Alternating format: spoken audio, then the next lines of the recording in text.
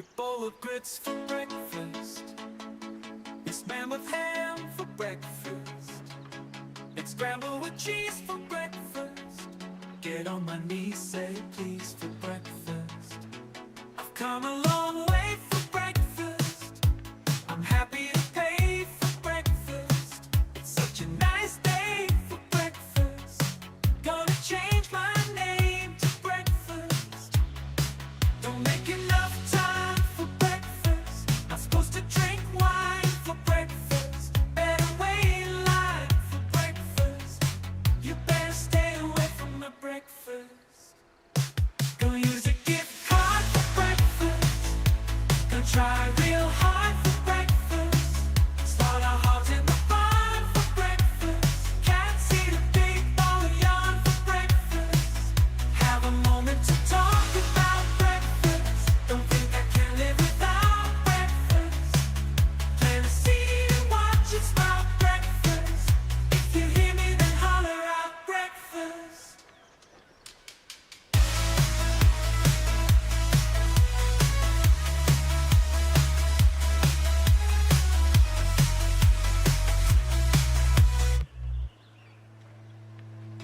I've come a long way for breakfast. I'm happy to pay for breakfast. It's such a nice day for breakfast. Gonna change my name to breakfast. Don't make enough time for breakfast. Not supposed to drink wine for breakfast. Better wait in line for breakfast. You better stay away from my breakfast. Gonna use a gift card for breakfast. And try real hard for breakfast.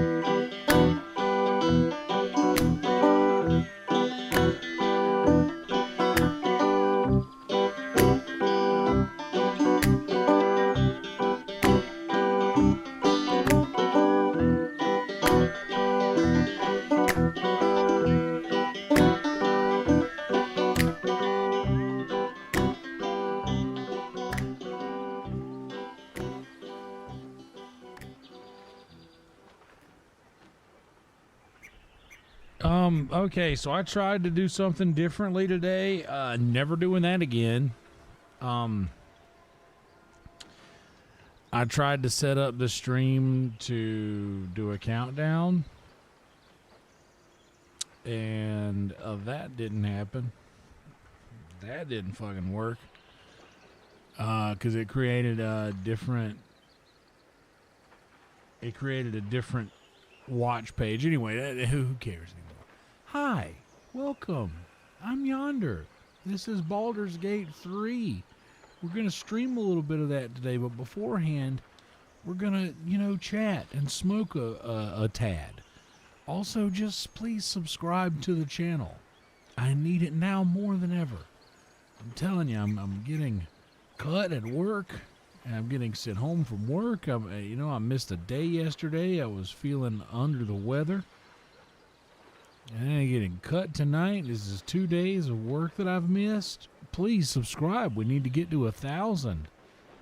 So that maybe one day I won't have to, I just rather just stream with you guys all day long instead of having to go and do the other stuff that I have to do for the, good Lord. It's a struggle is all I'm saying. You know, you work so hard, and then you get sent home. So, yeah. Anyway, please subscribe, like the video, like the channel.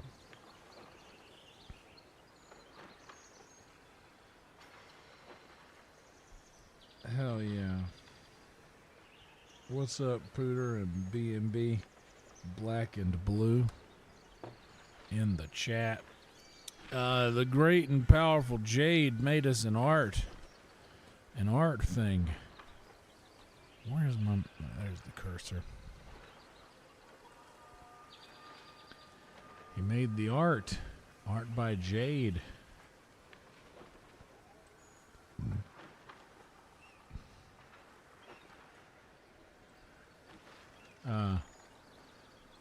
So yeah.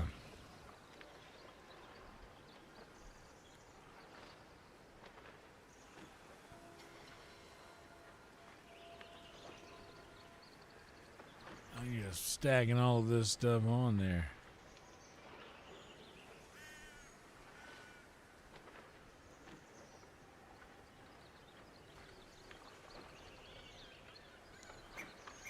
Maybe just leave it the way that it was.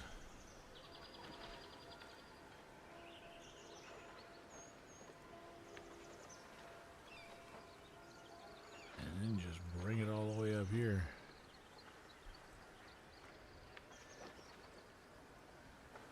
Oh yeah. Art. There we go. Yeah. I was at work. I would still be at work. Getting hours. But it seems my services were not needed today. And yeah. So came home early, and the only meat that I had thawed out was a couple of hot dogs, so I did that while pulling a steak out to let it thaw on the table for a little while. Then I just snuck it back in the refrigerator a bit ago, so that it'll hopefully be done and ready to be dealt with by the end of this stream. And I'm not sure how long this stream is going to go on for. I found myself in a frustrated state. Bit of a frustrated mood today.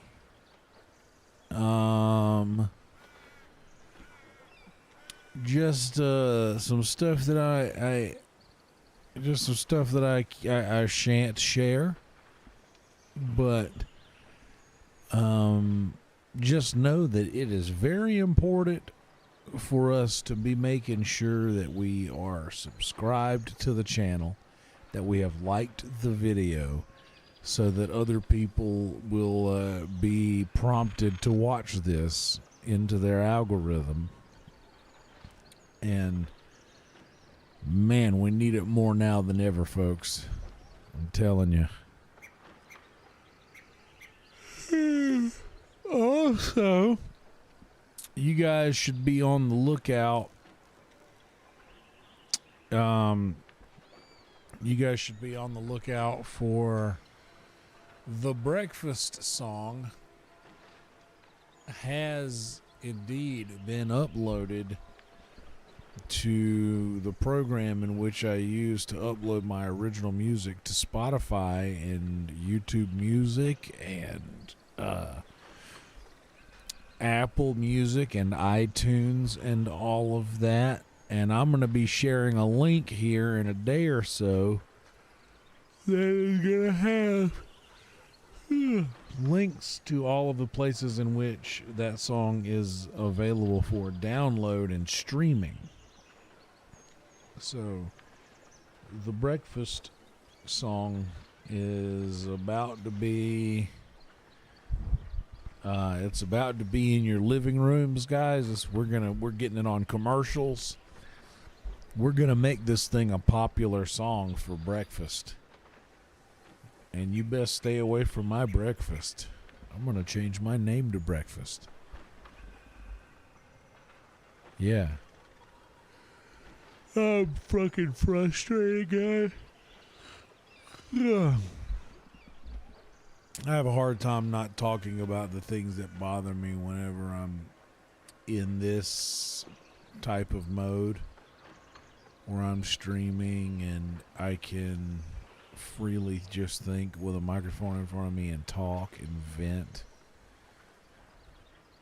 But I really can't vent about the thing that I need to vent about because it's not, I can't do that here. But I'm really frustrated, and I'm feeling like I'm being punished. I feel like I'm being punished, man. And I feel like I'm being punished for. I feel like I don't feel like I deserve punishment. Yet I continuously feel like I'm receiving punishment, though I've done nothing to deserve it. I don't know.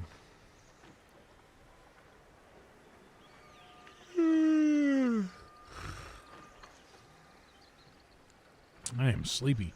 So the steak that I have that I'm thawing out is a bone-in ribeye. And marbling isn't great. But that's fine because it's the meat is a large cut of meat and it's a thick cut, so that makes up for the lack of the marble.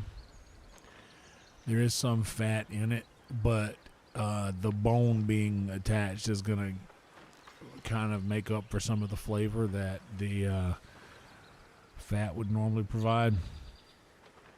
So I'm going to do that with probably make a couple cups of rice.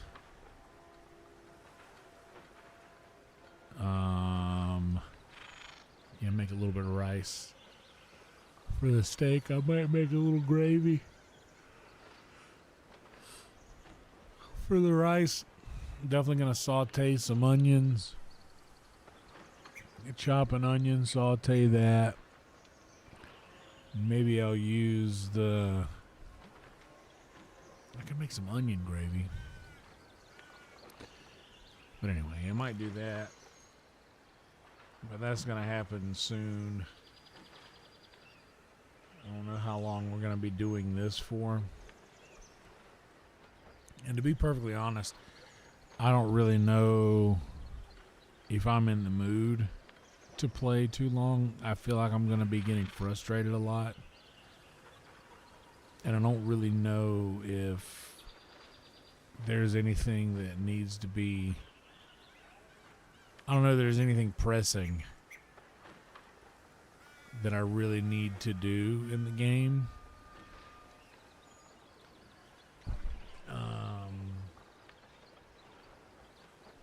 Other than, I don't know that I'm prepared to go fight Orin yet.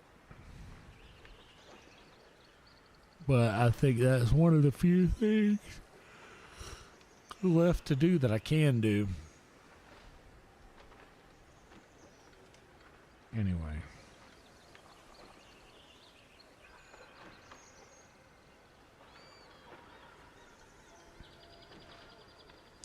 I do need to level up. I need to do that. I got this GB in front of me that I could smoke. But I'm honestly, and this is a sativa, but I'm just feeling sleepy all of a sudden. Like just yawny. I'm seriously. Can't stop yawning. I did eat a couple of hot dogs earlier. I did, I got home and I was starving, abnormally hungry for that time of day. So when I got home, I had like 3 hot dogs, threw them on the pan, cooked them, and then chopped an onion, sauteed an onion in there with them, and got the onions all nice and crispy, and then topped those hot dogs with the onions. And one I sprinkled a little shredded cheese on top of the onions, and the other I did a little Carolina Gold barbecue sauce on there. Very nice. Very nice. I was satisfied with that.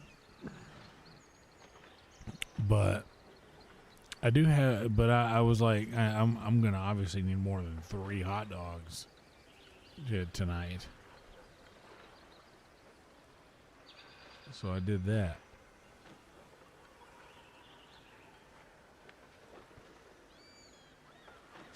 Yeah, you know, I'm a little frustrated.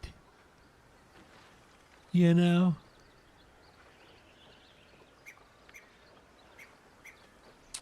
I get so ill about things and get in my head about shit already, and then certain things happen that kind of confirm things that I think. Things that I feel like are delusional thoughts sometimes are confirmed.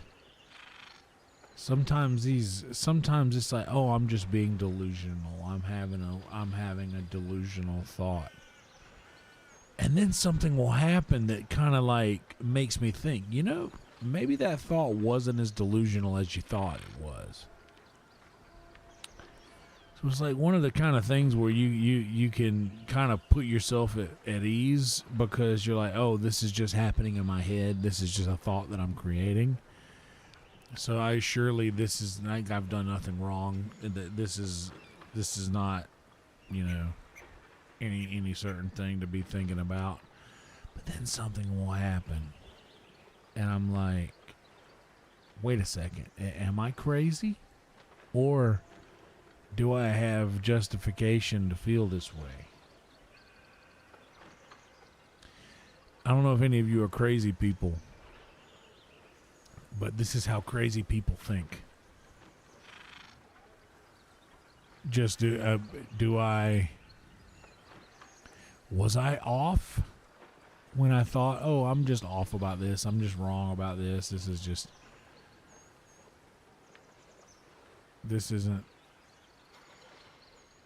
isn't really happening the way that I think it was. That's not, I have nothing to worry about here.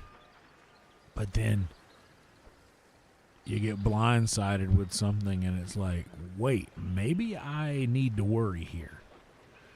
Maybe I have done something. Maybe I've done something, and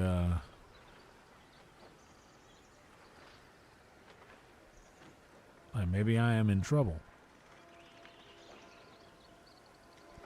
But I find that hard to believe. And maybe I'm conceited, or maybe I'm a narcissist really underneath it all, maybe. But I kind of feel like anytime someone has a problem with me, 9 times out of 10, that's kind of on them.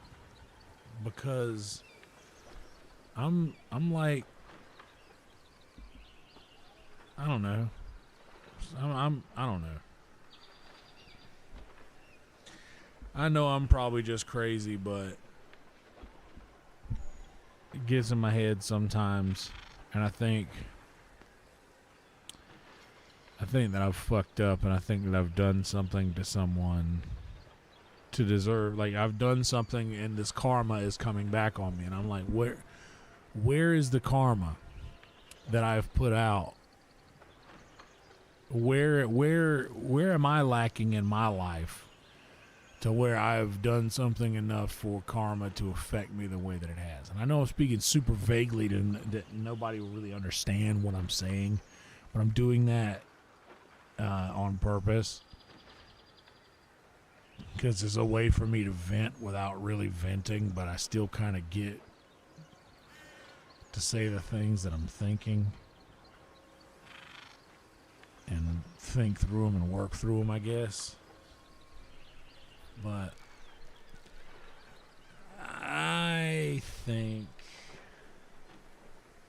that this game is a really nice distraction. I think this game is a really nice distraction from it, but if I get lost in it, I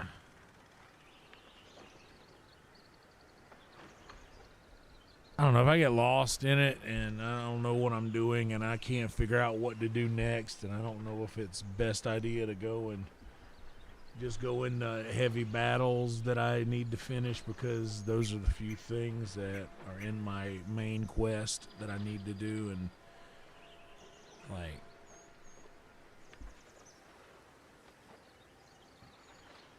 but yeah, like I said, I don't know.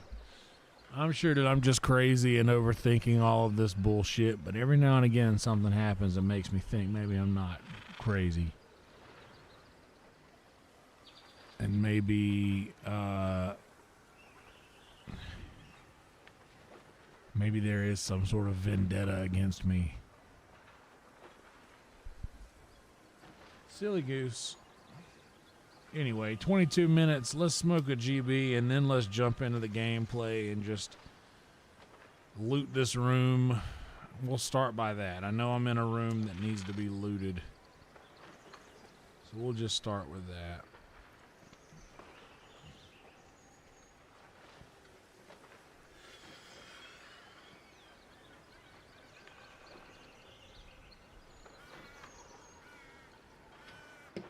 And I don't think it's all in my head.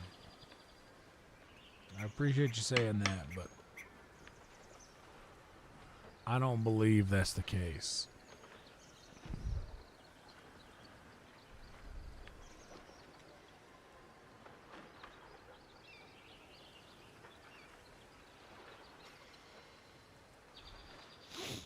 All right.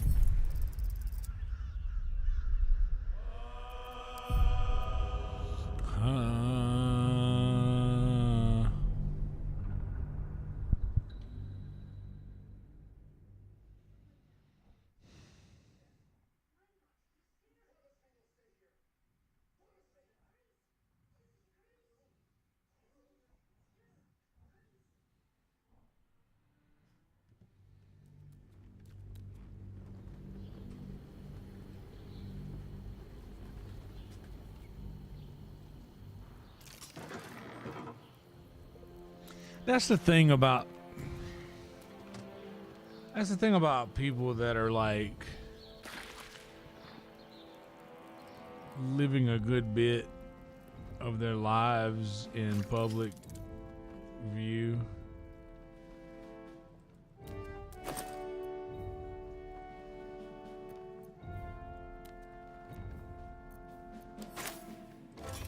Is that it comes with the illusion that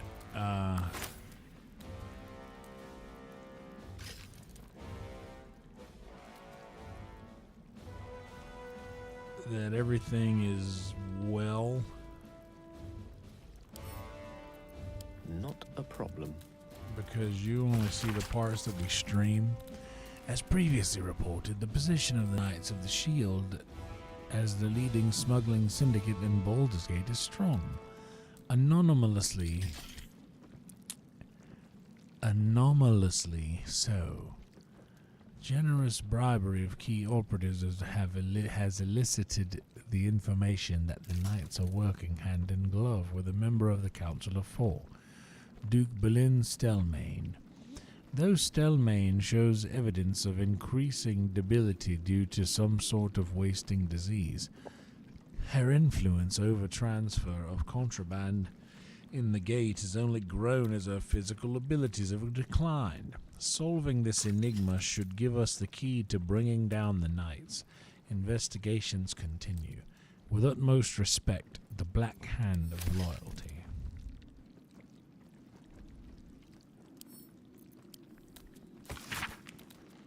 A report for Lord Gortash by Scribe Yanthus. Your humble servant must report a failure in his assigned task of determining the location of the Baal Temple. Its location is known in a general sense. It's in the haunted, tumble-down subterranean complex usually called the Undercity Ruins. But through these ruins are said to be accessible from Baldur's Gate's sprawling sewer system. Accounts differ on the location of this access point.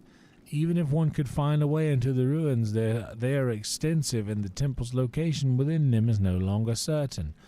The temple was last active during the time of Baldur's leader Serevok, over a century ago, and is said to have fallen into disuse after his passing. I shall report to the disciplinarian to expedite my failure. Okay. This portfolio notebook is stuffed with page after page of diagrams and schematics, recognizable as Gondian designs for magically enhanced mechanisms, but amended and expanded by notes in Gortash's precise handwriting with emendations such as infernal hellfire power sources, illithid synapse cable wiring, and even Githyanki image projection hexnology. Particularly striking is a diagram of a giant steel watcher variant, with a note in Gortash's hand reading, "Weight insupportable, cut the mass."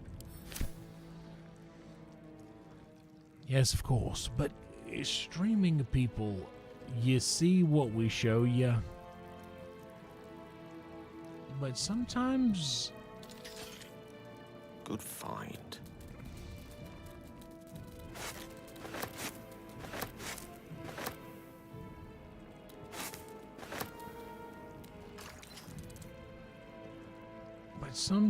man,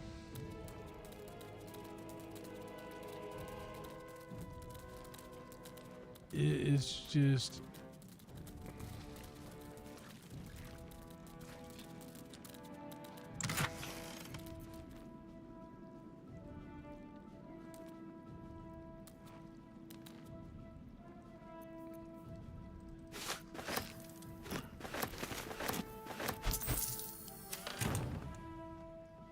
sometimes things aren't what they seem, you know?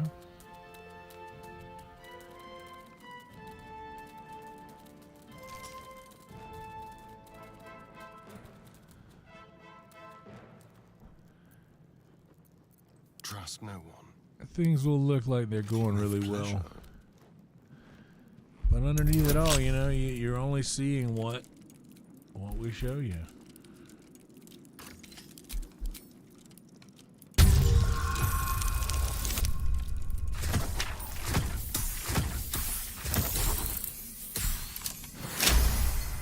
I'm sure they do.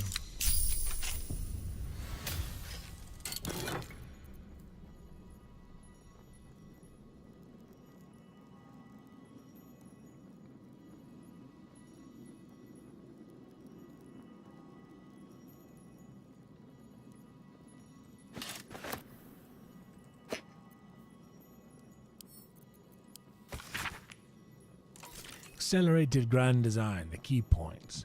As top leaders in the Bay Knight hierarchy, let's do that again. As top leaders in the Bay Knight hierarchy, to effectively implement what the Madaloon known as Blue Apex named the Accelerated Grand Design, is important that you understand its broad outlines. Don't worry about the details, leave those to me. The central element of this plan is that our dominated elder brain lays illithid tadpoles that induce a state of suspended ceremorphosis, in which the host does not transform into a mind flayer. Instead, the tadpole becomes psychic minions of the hive mind of the elder brain, which they perceive as a goddess, a deity of conquest called the Absolute.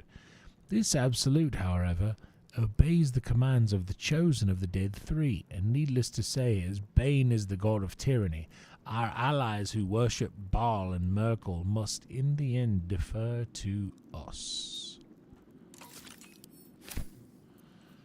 Nice.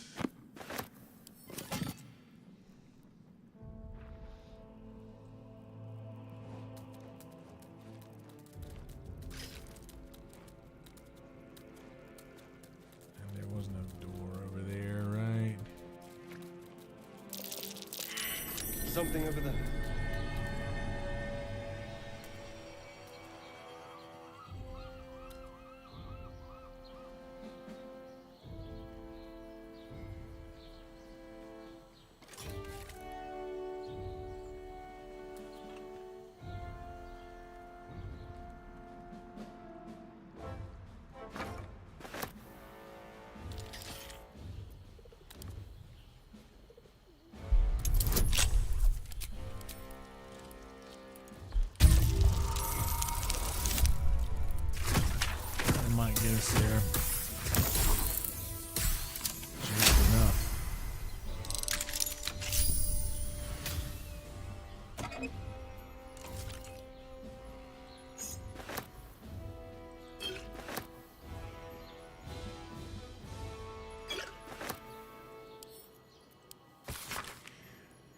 Transcript of key passage in the interrogation of Flovus New, steward of the Knights of the Shield Hall. Black Hand, when did you begin to suspect that Duke Stelmane was not herself? Noge, I cleared her dinner dishes after a meal of mutton pie, but when I got the dish up to the kitchen, the mutton was brains. Brains? And not sheep brains neither, so I started poking around. In the elf song cellar? In the knight's secret chambers, yes, and I found a cell with a body in it, a corpse and city prison stripes. A dead state prisoner? If I tell you about this, you're going to let me go, right? Right. It was a condemned criminal with the top of their head shattered and the brain mostly gone. In Stelmane's rooms? The secret part, yes. That's where she found me. She what? Found me. It found me. At first I thought she was blue and floating, but then it was just Stelmane. She smiled. I don't remember anything after that. What on earth?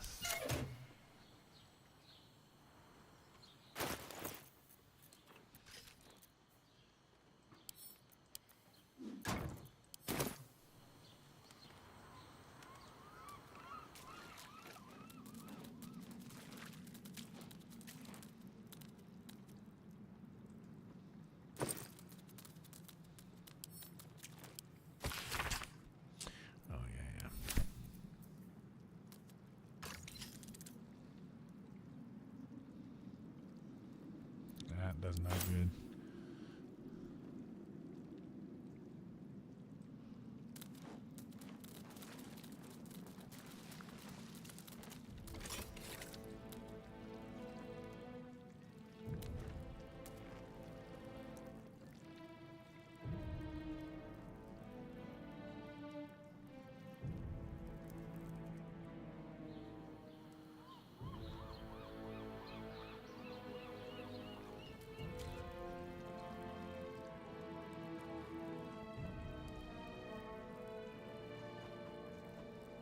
Don't mind if I do.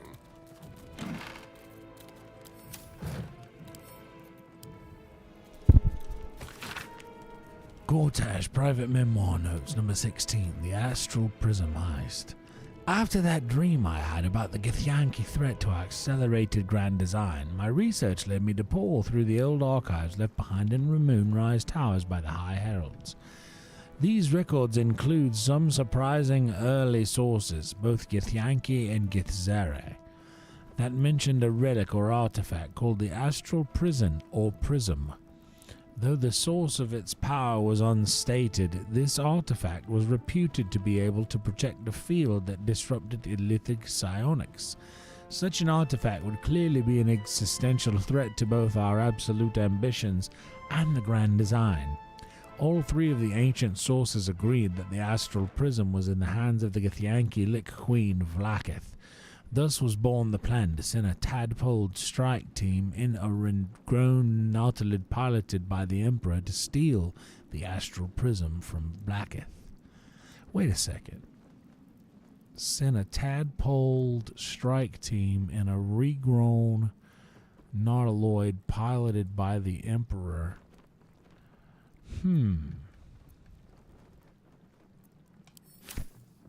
Well, that's interesting.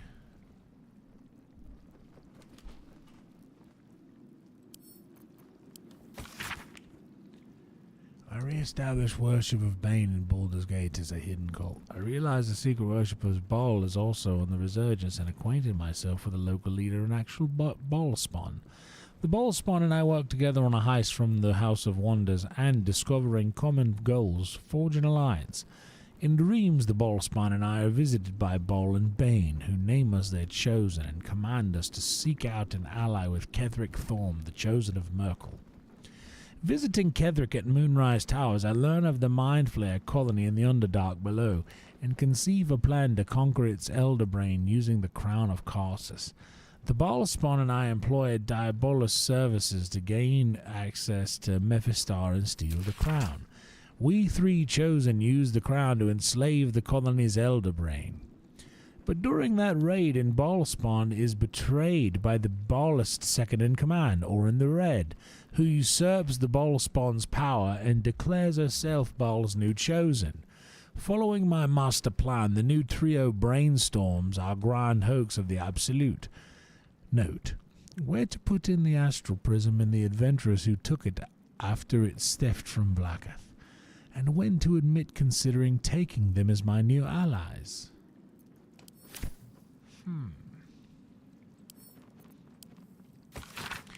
What is progress? Progress is the movement of society and culture towards a state of collective unity.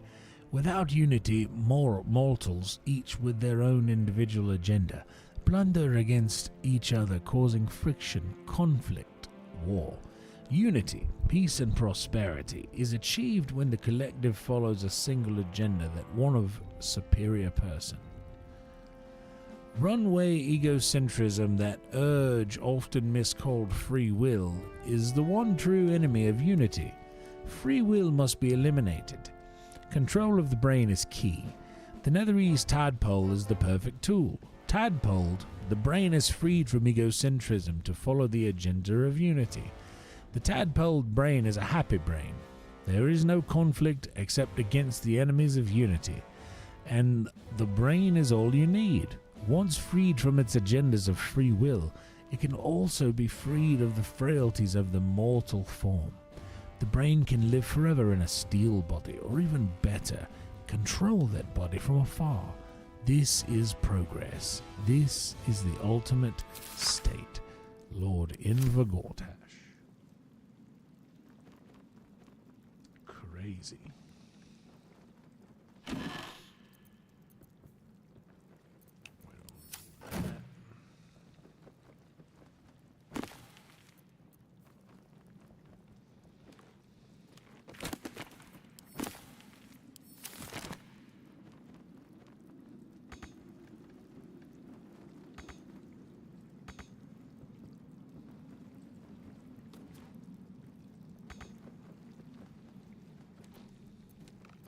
Ready and willing.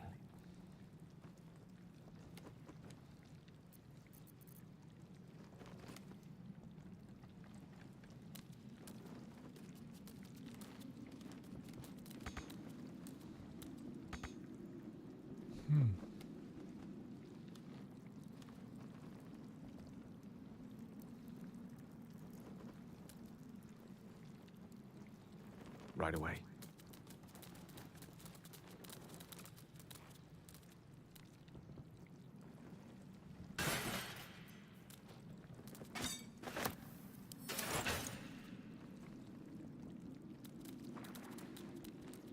In for a surprise?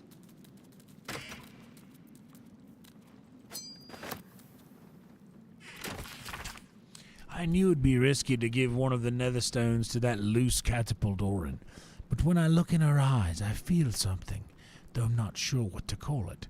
And after all, what's the point of a grand alliance of the dead 3 without old Baal? I thought I could depend on that aged stump Ketherick, however. It never even occurred to me he could be brought down by a random collection of shabby adventurers. Obviously, possession of the weapon was the key element, but do the vagabonds possess the weapon, or does the weapon possess them? It's just as great sages say, a plan will take you only so far, and then you have to fall back on principles, and inasmuch as control is the guiding principle of the committed Bainite, it's axiomatic that I must be in control of all 3 netherstones. The solution is obvious.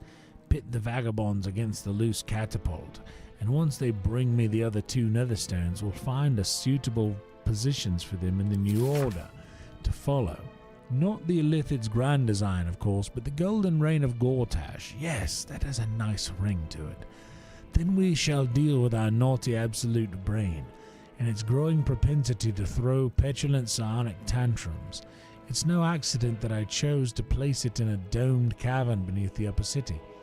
The location is perfectly formed to concentrate the psionic force of the netherstones. Concentrate it to such a degree that not even our Netherese enhanced brain will be able to resist my commands. Once I control all 3 netherstones naturally, and the sooner the better.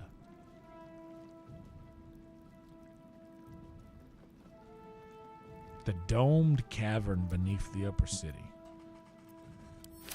So that's where the brain is.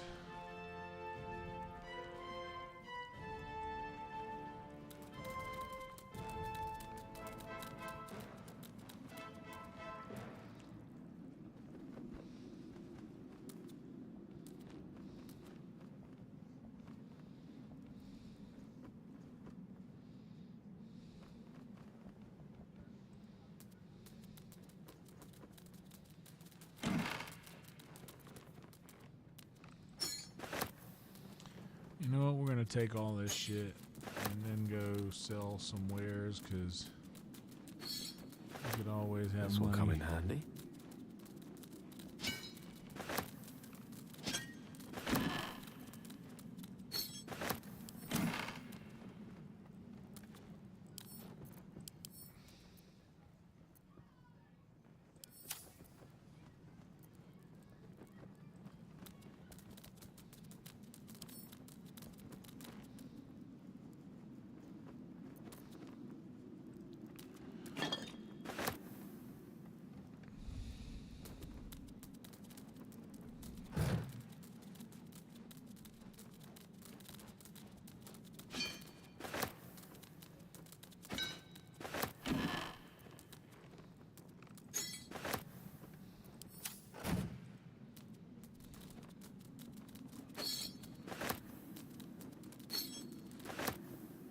Kortash is no more.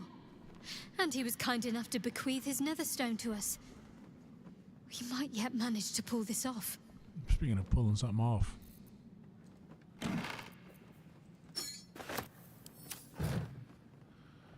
How about coming in here? What Star? now? Oh, for a skeleton key. Wait a second. Let's see if this is unlocked. Nah. Sometimes we have a key to these things. Sometimes we don't. That'll do it.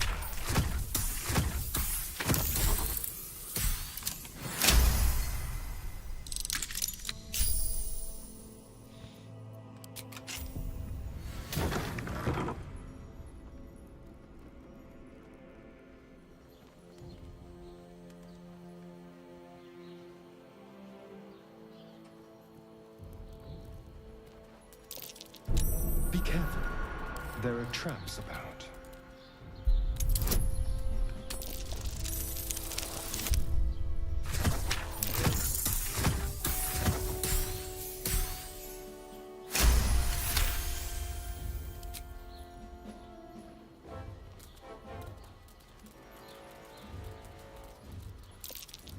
Traps?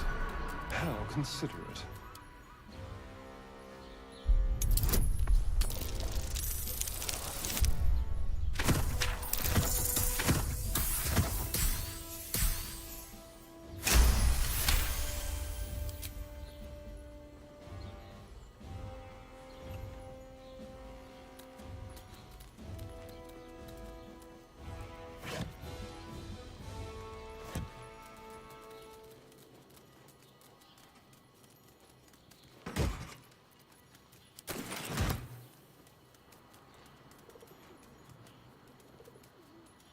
Hell yeah, look at him dancing. Playing around having a big old time.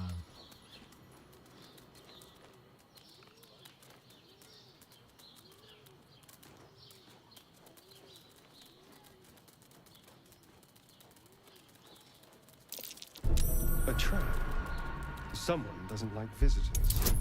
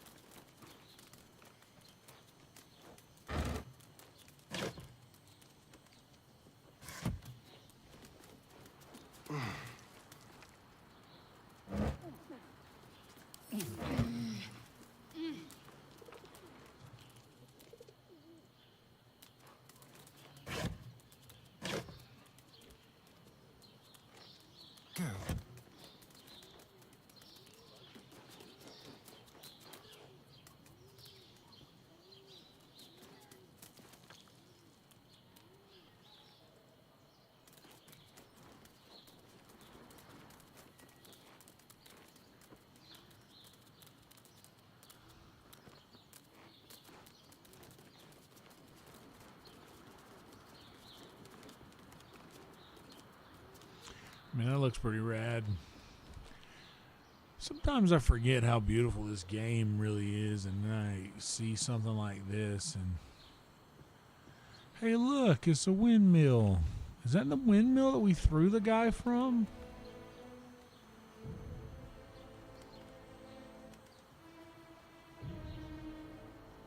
Oh, there's a lot of windmills over there.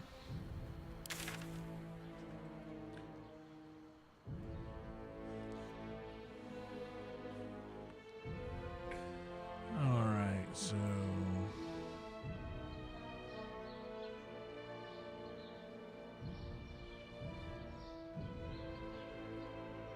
let's look. Entrance to answers layer.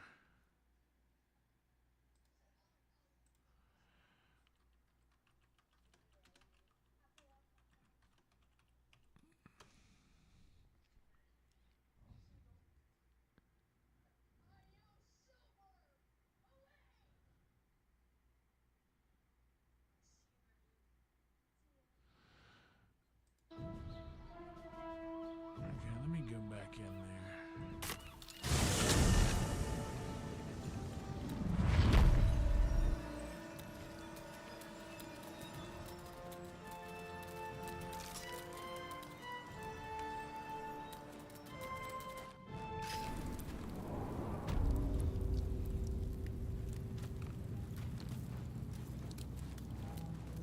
I come a long way for breakfast. Happy to pay for breakfast. Nice day for breakfast. Change my name to breakfast.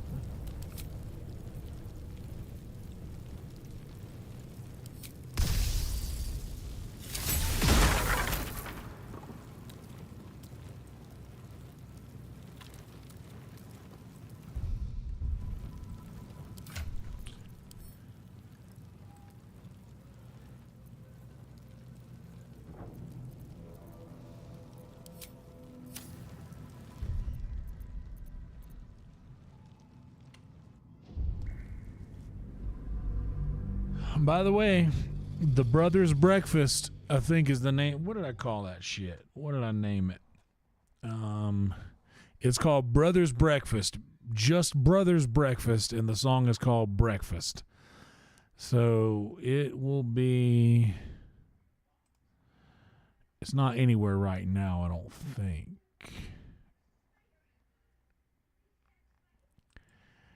But it is already on the Spotify pre-save, I think. But I'll get that link later.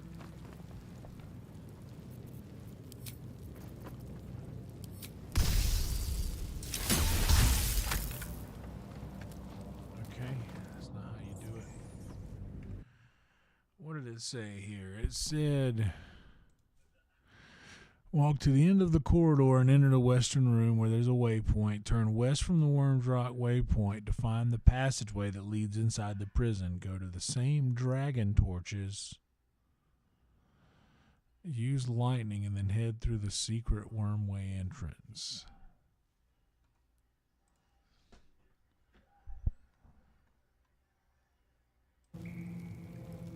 Charmed, I'm sure. Gale, we might need Gale to use.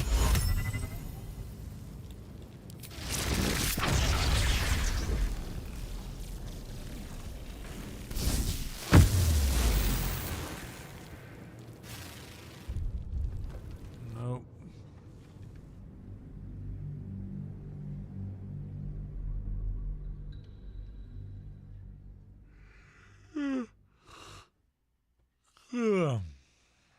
I still don't understand what this means, though. Oh, no!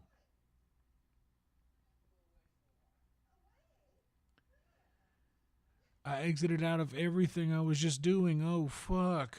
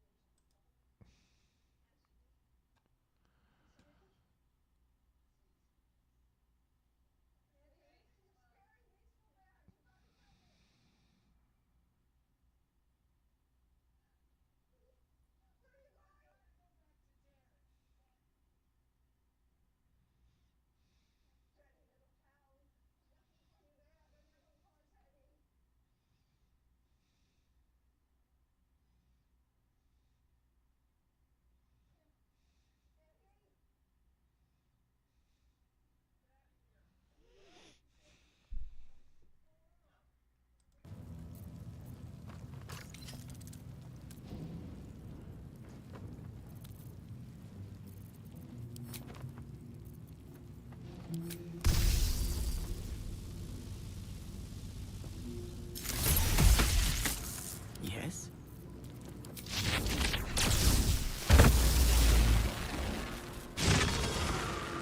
Okay.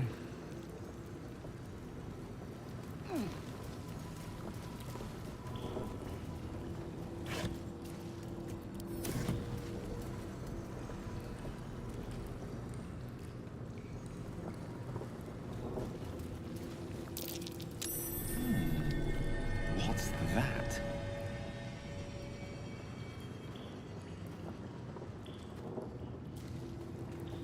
Far, far, far too small for me. All right. I can get it. Keep your distance, darling.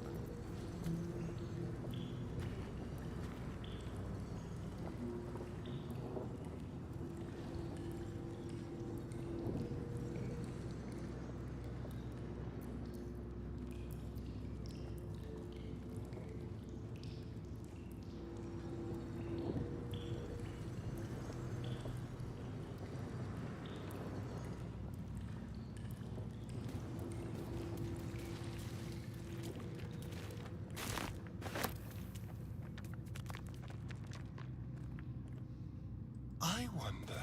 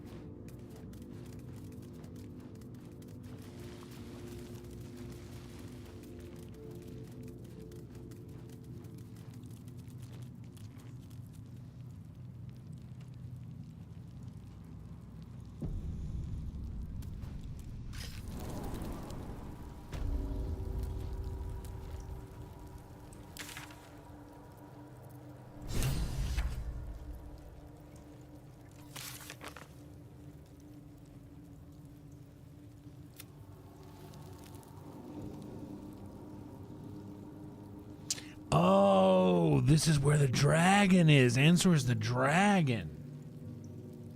Yo, yes. Okay, I'm down with this.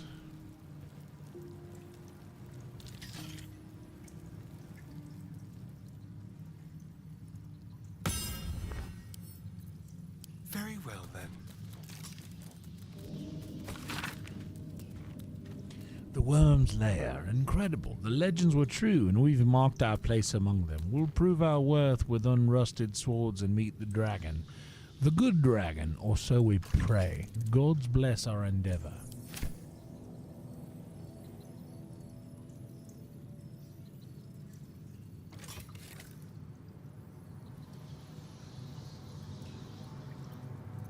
Watch your back. Hardly a challenge.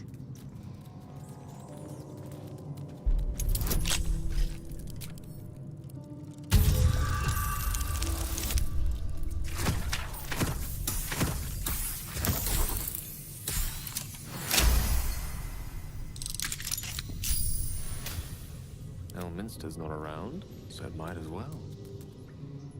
Be you so bold to seek the worm, my domain imperiled, so it's claimed.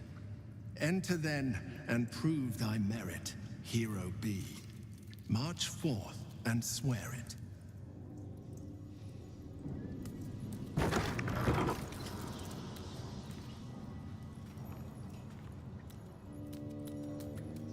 Centuries walking the streets, and I never knew this was under them. What other wonders have I missed?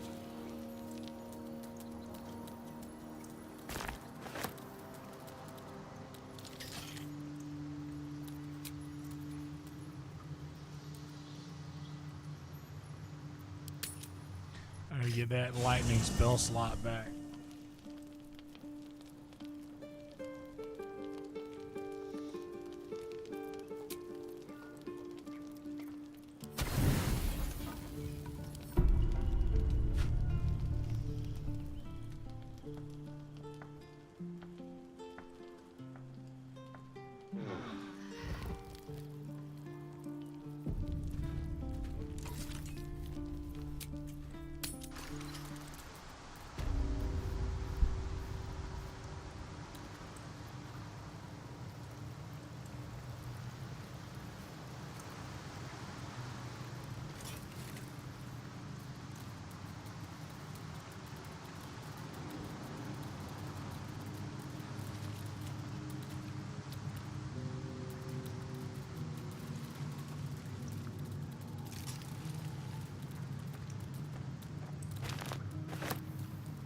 On it.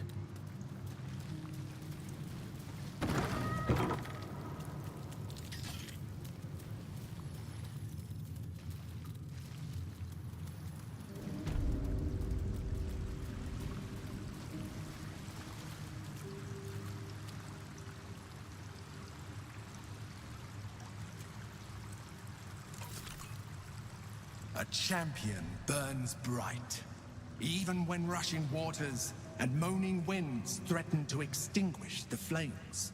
Take the torch, withstand the elements, prove your courage.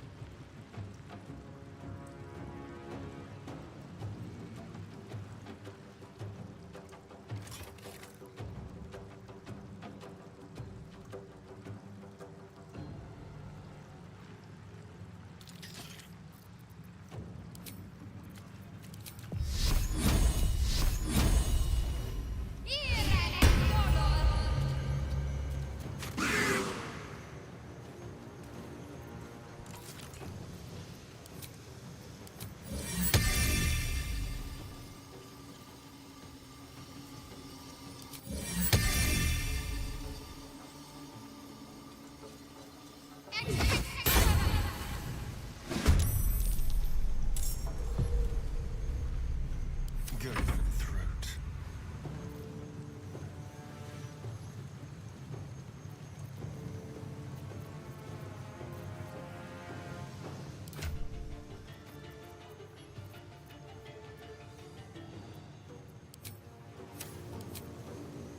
Let's play.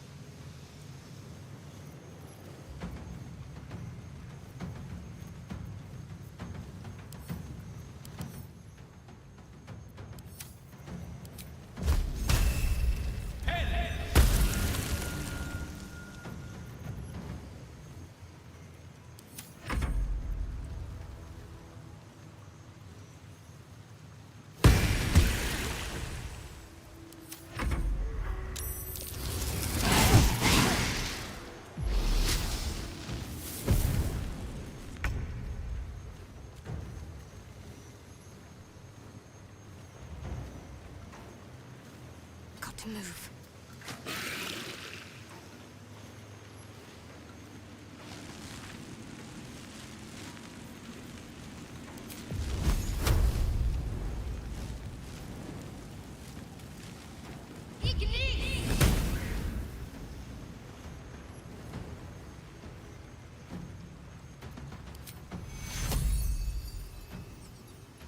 Take two. There's blood in the air. Come on then.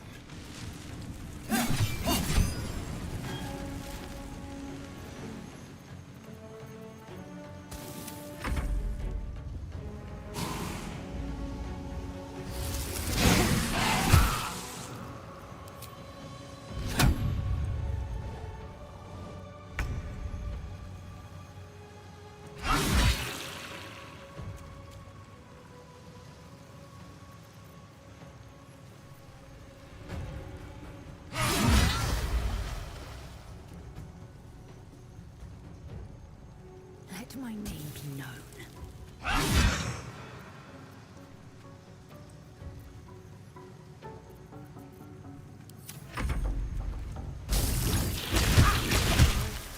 I cannot die. Please help me.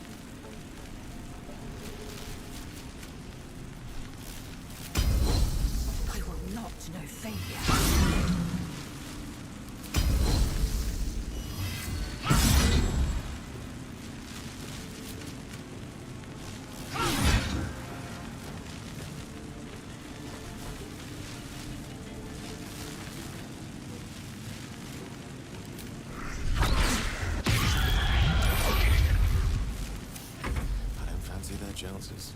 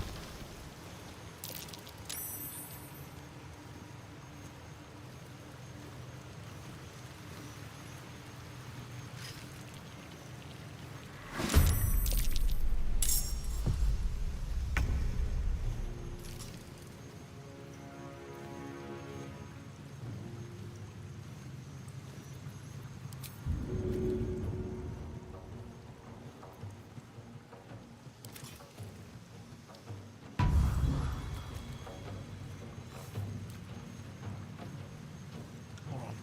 I'm gonna try that again. What's up, Valish?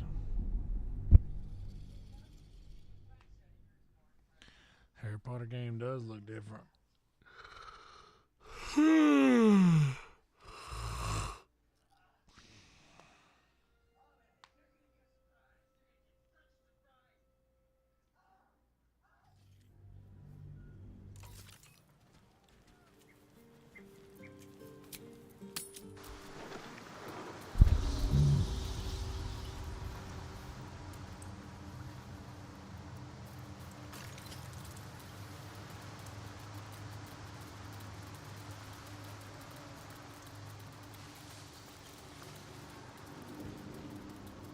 Easy enough.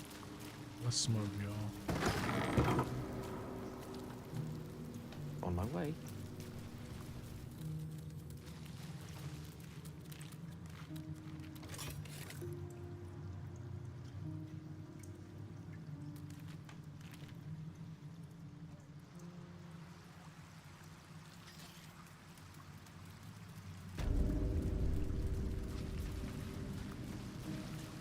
A champion burns bright, even when rushing waters and moaning winds threaten to extinguish the flames.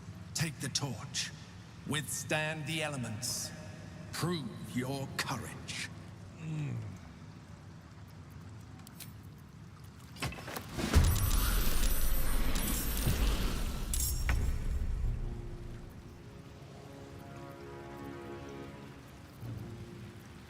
Creator.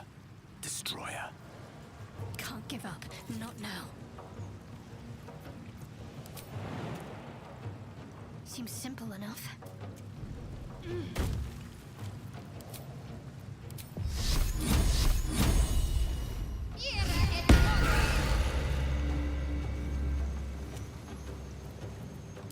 Let's turn someone inside out. Feel their anguish.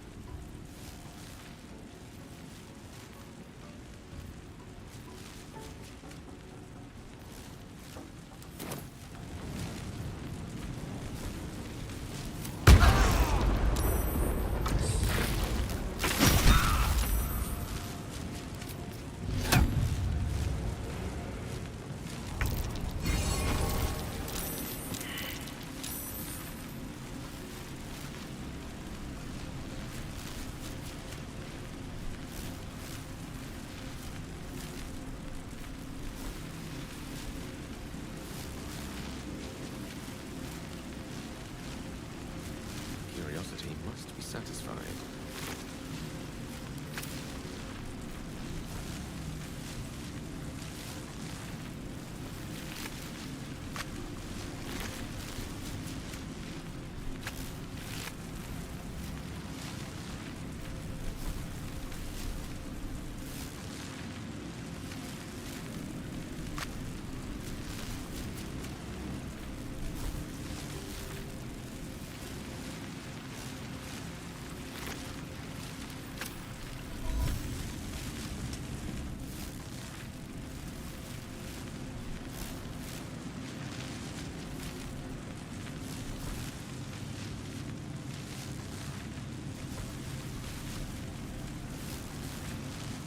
These.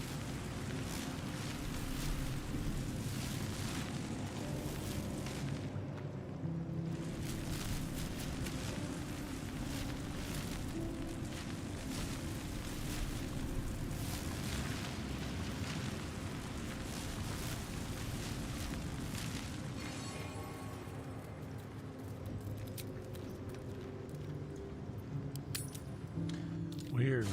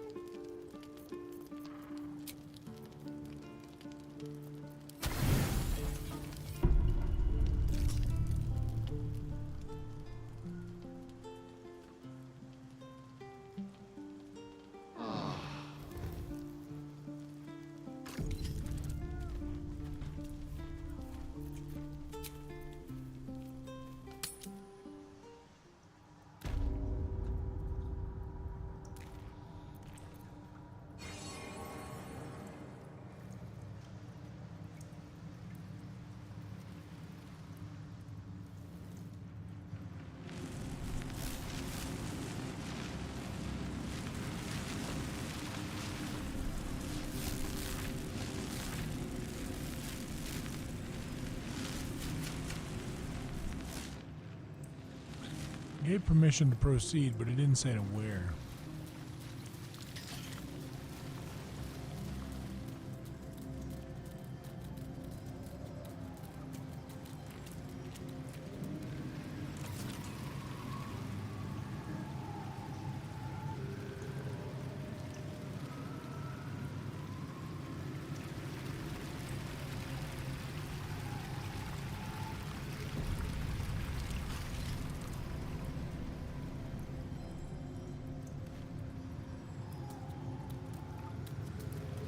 Quite a collection of art.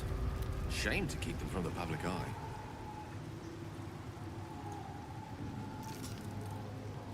Certainly. Away! Behold, the paintings tell the tale. My judgment is rendered. The thief earns his due. A true champion knows justice and eliminates those who stand in its way. Restore the balance of justice.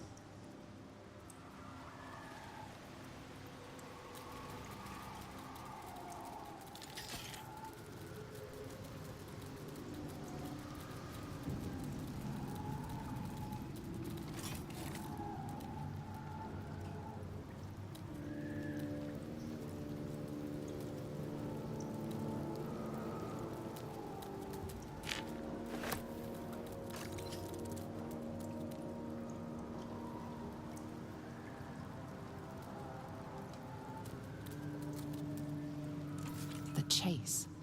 A red-haired man is depicted running through the city streets, a flaming fist officer chasing just behind. A cloaked woman, hair dark as a raven, looks on from a safe distance.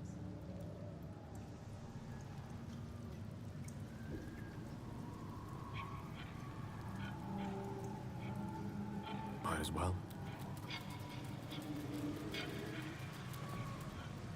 The judgment. A stern judge, his pockets full of coin, orders a red-haired man to the gallows. A shiny apple rests on the ground nearby.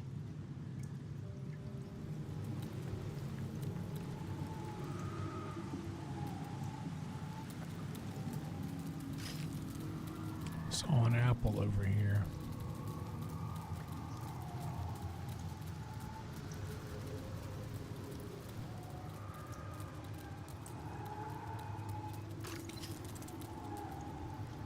The apple.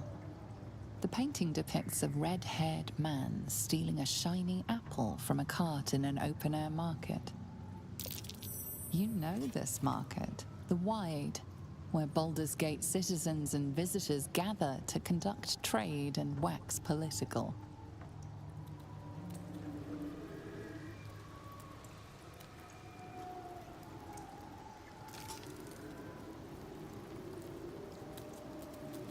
Guarded by some malicious aura.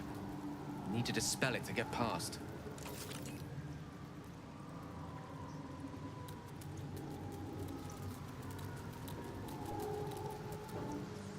The child.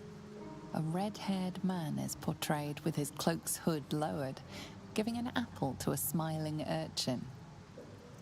Several other children are huddled behind the one receiving the apple, hands outstretched.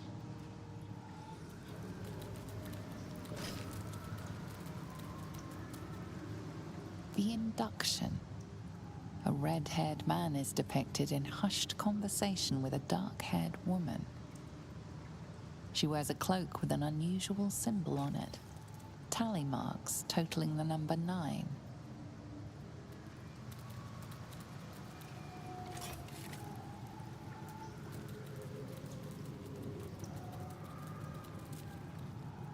The theft. A red-haired man is depicted in the Hall of Wonders, thieving what looks to be a priceless artifact. It's an astrolabe of entrapment. It could hold a dozen djinn within it, perhaps even more.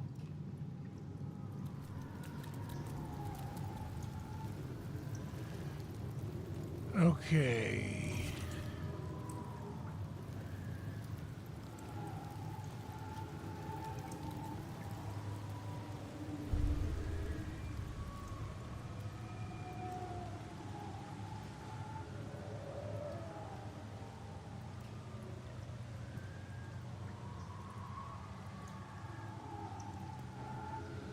This is a puzzle.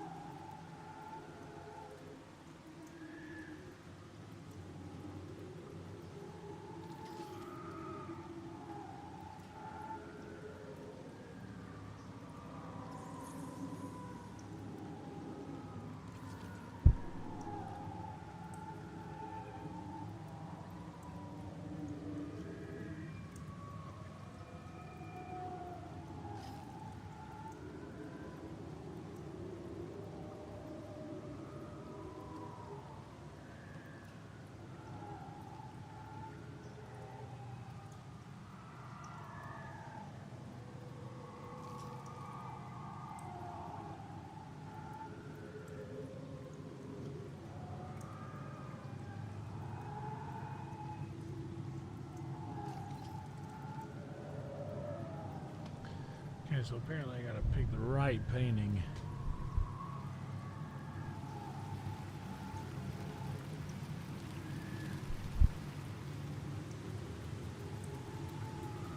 Guarded by some malicious aura. Need to dispel it to get past. Guarded by some malicious aura. Need to dispel it to get past.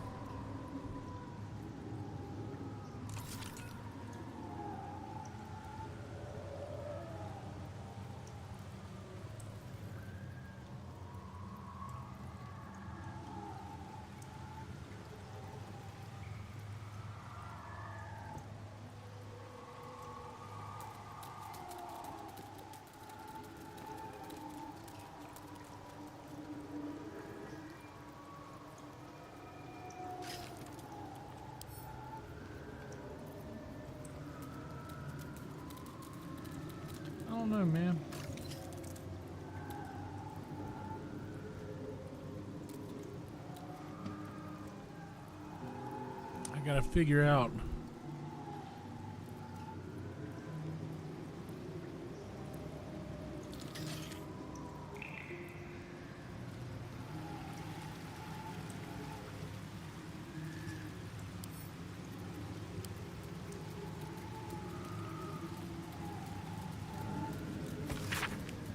I hadn't expected puzzles. Is the great worm really hidden behind tests of this kind?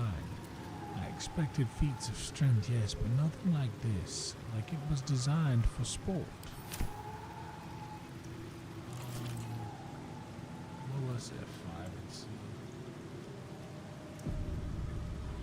So I would guess it would be the theft. Chase.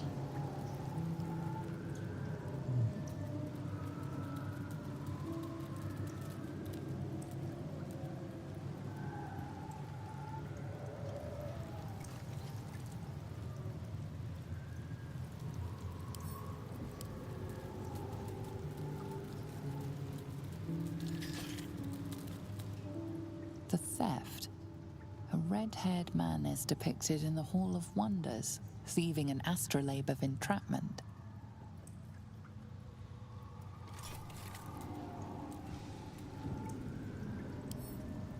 The theft.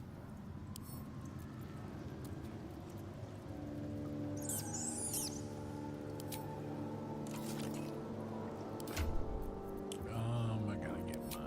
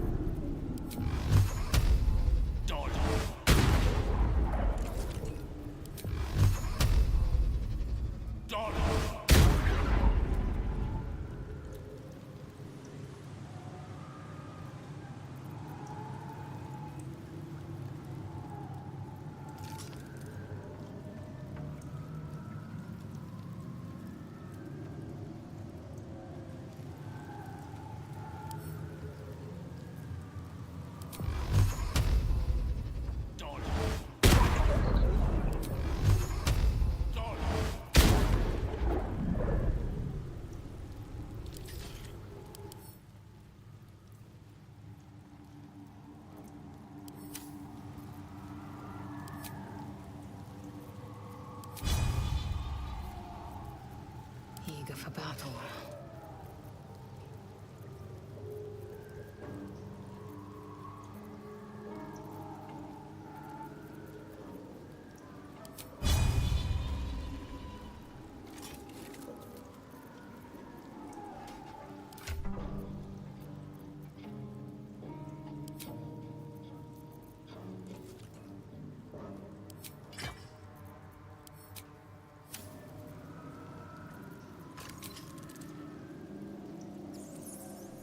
Onward.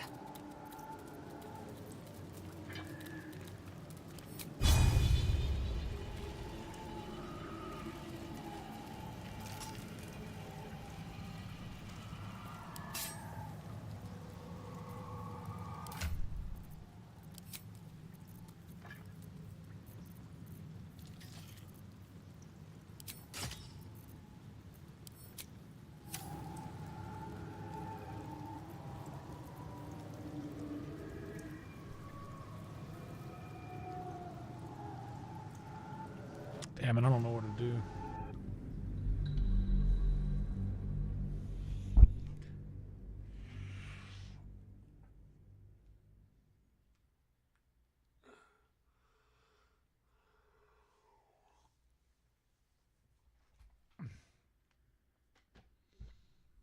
Man, I really wasn't expecting to have tonight off. Like, I was.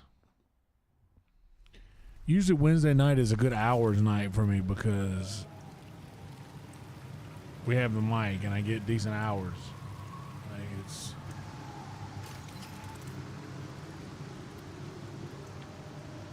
really, like, aggravating to me that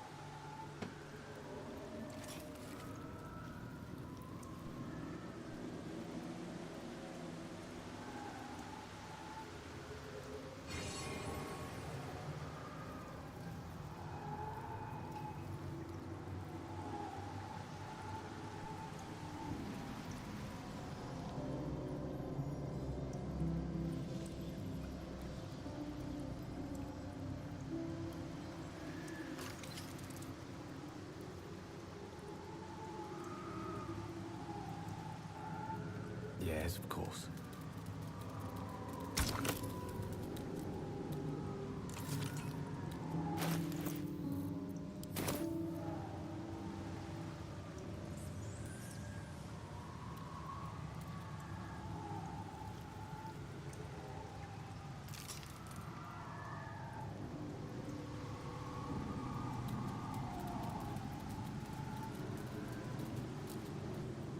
The judgment. A stern judge, his pockets full of coin, orders a red-haired man to the gallows. A shiny apple rests on the ground nearby.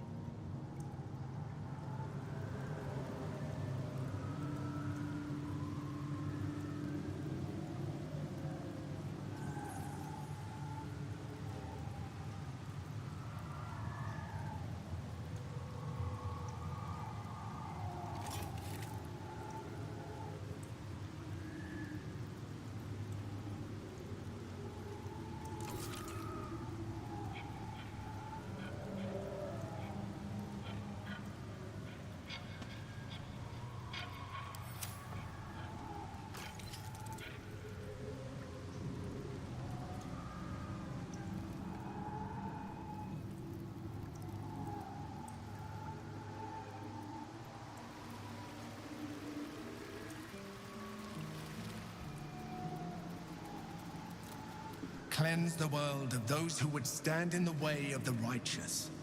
But do not let such cleansing prevent justice.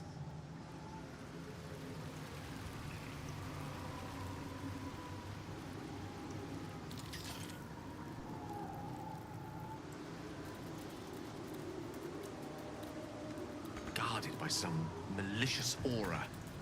Need to dispel it to get past. Guarded by some malicious aura. Need to dispel it to get past. No! The judge has spoken. The crime must be punished.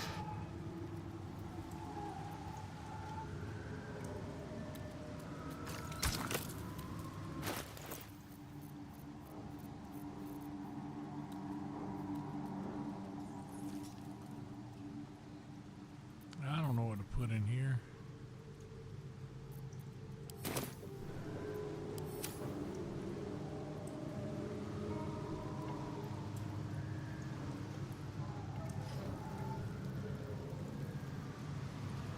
Yes.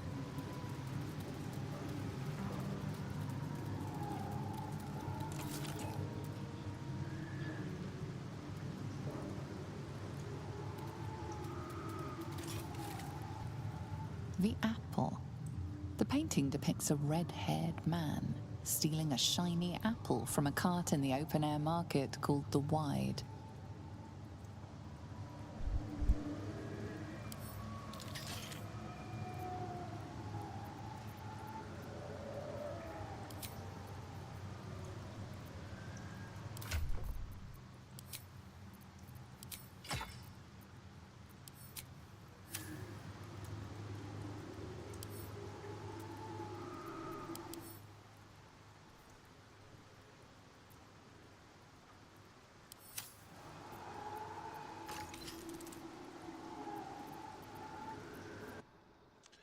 confused.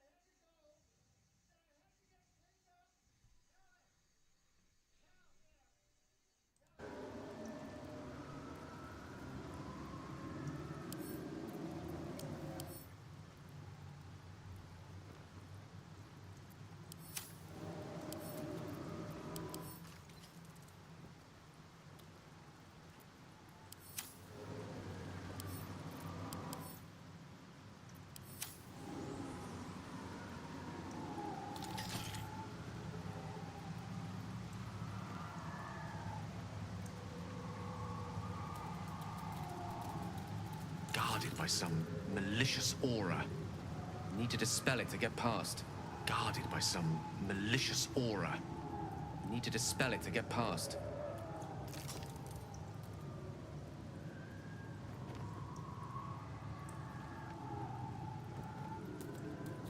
Guarded by some malicious aura. Need to dispel it to get past. Guarded by some malicious aura. Need to dispel it to get past. Yeah, well, how do I dispel it?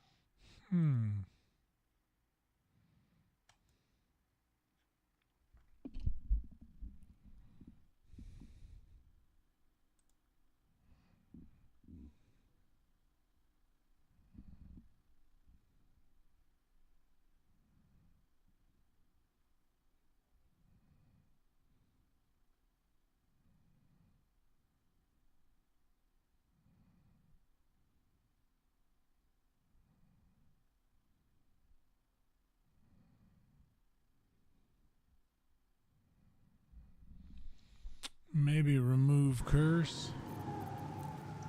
I wonder what the next move is.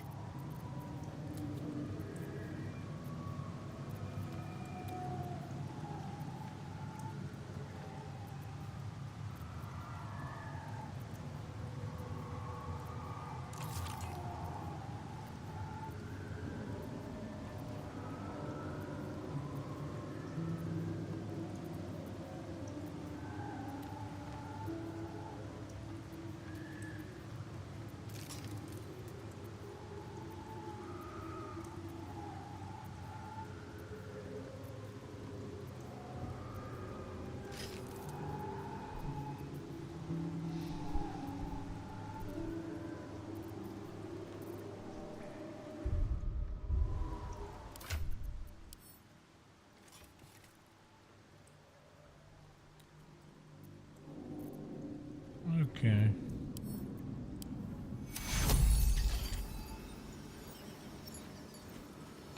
This honorable judge was banished, but judgment must still be passed.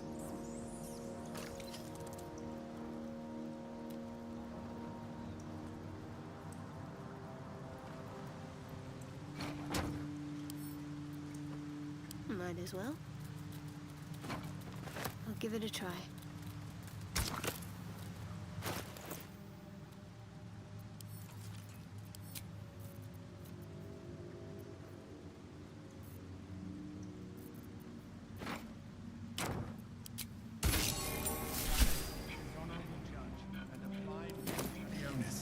The principle of the sentence being proportional to the crime.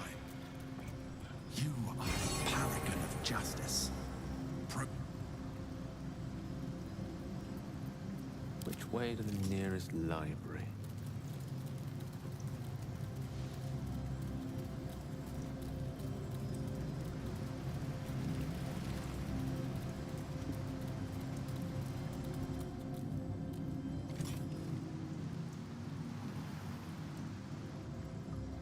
What have we here?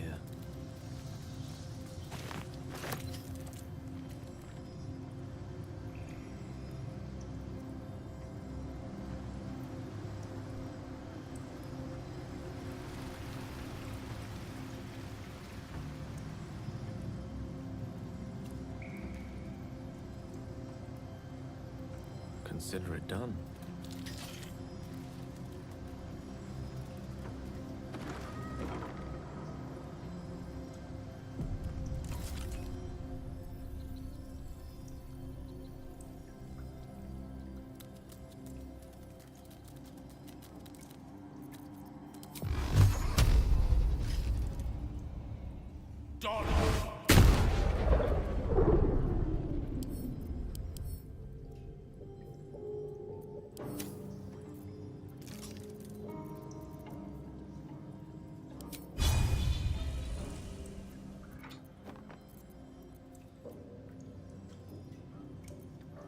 Maggots will be done.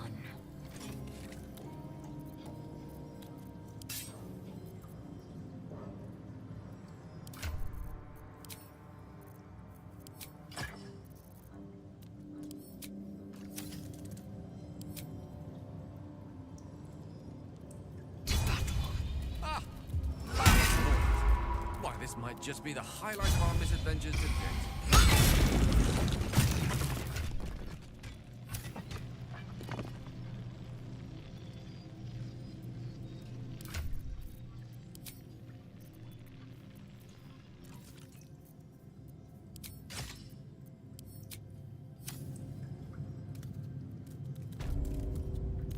You have my attention.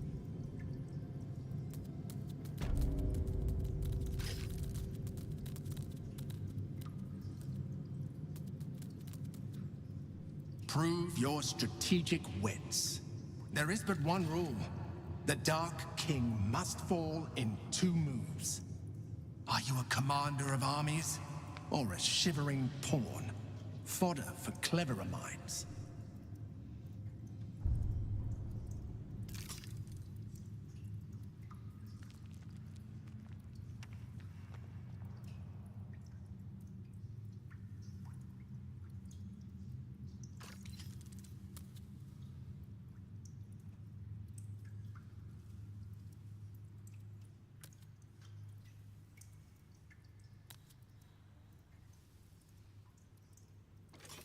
As you wish.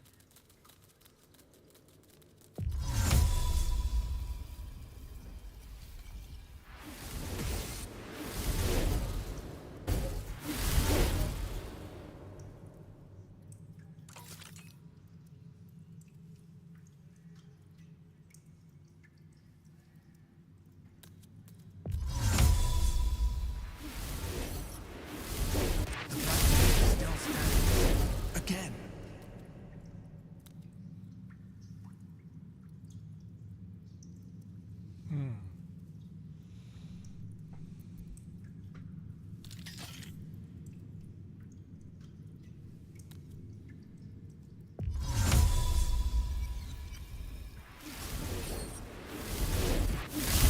Once more, let the next chance be your last.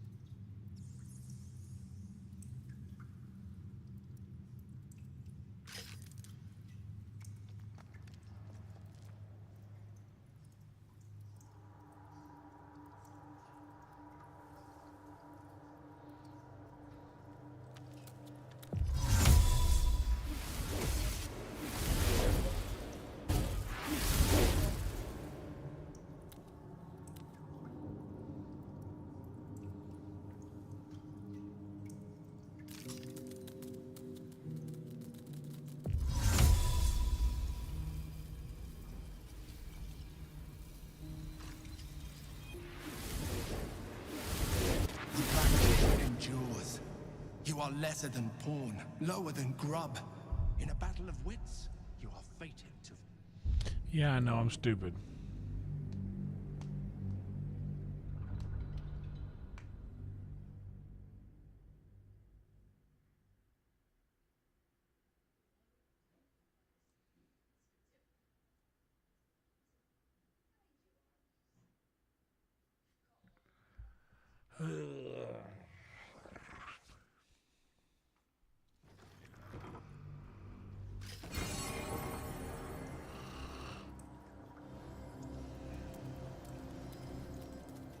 Ah, Lance board.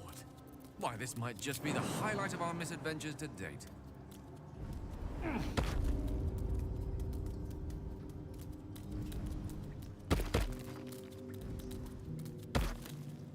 Prove your strategic wits. There is but one rule. The Dark King must fall in 2 moves. Are you a commander of armies? Or a shivering pawn? Fodder for cleverer minds.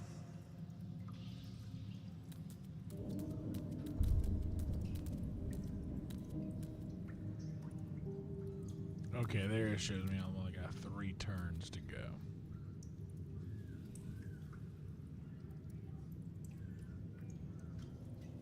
Let's give this a try. Still stands. Again. This is not that.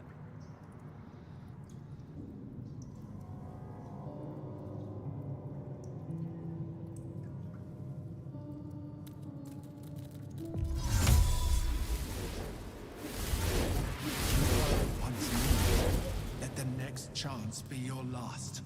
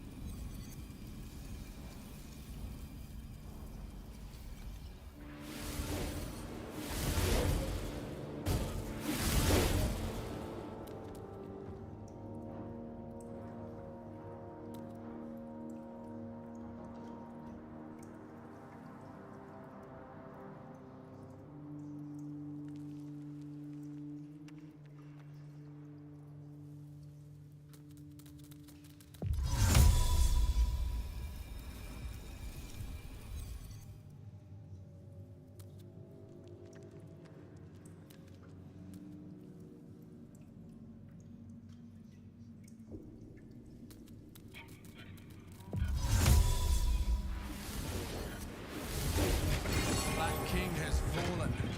May you always crush the wicked. Okay.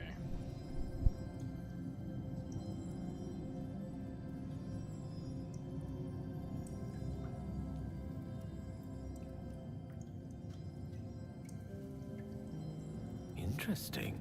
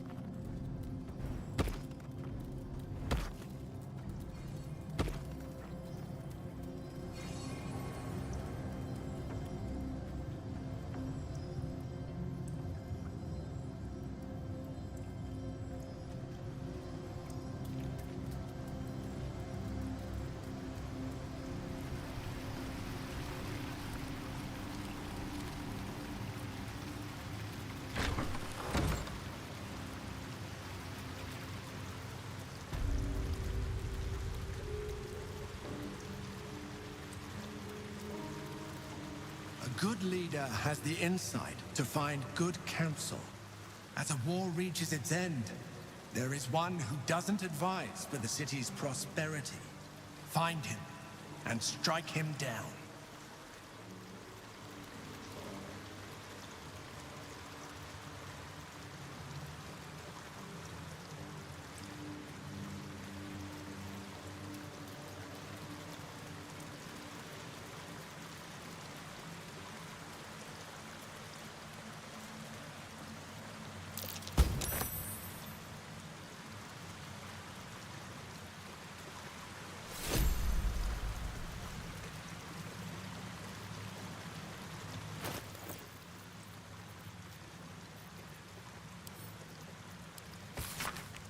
The Virtues of Unions by Allwood's Stead. It is quite obvious that larger kingdoms offer benefits to all peoples within. As a kingdom grows, so does its fields, its populace, and its economy. A few charred corpses as worthy sacrifices a dragon offers to share its hoard, after all. So too should you seek union, however imperfect, should a powerful kingdom march its army on your borders. Some friction is inevitable, of course.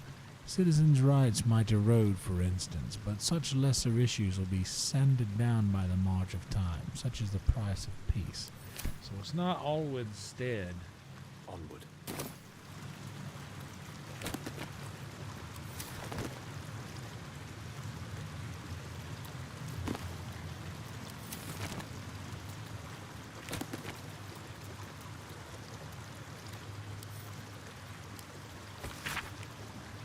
In this year 950 DR, there can hardly be a more prosperous and fortunate town than Phandalin. Phandelver's pact has brought prosperity to the land, splitting the wonders of Wave Echo Cave between gnomes and dwarves. The town now boasts thriving communities of both peoples living and working together in harmony. We've also tempted human spellweavers from all across the north to our town who are happy to work side by side with the allies of Phandelver's pact. Mayor YonderLive invites you to come and witness the miracle yourself. See the powers being uncovered in the Forge of Spells and the prosperity this power brings. I dare say Neverwinter will soon have a new rival for the title of Jewel of the North. Alderleaf sounds like a good fella.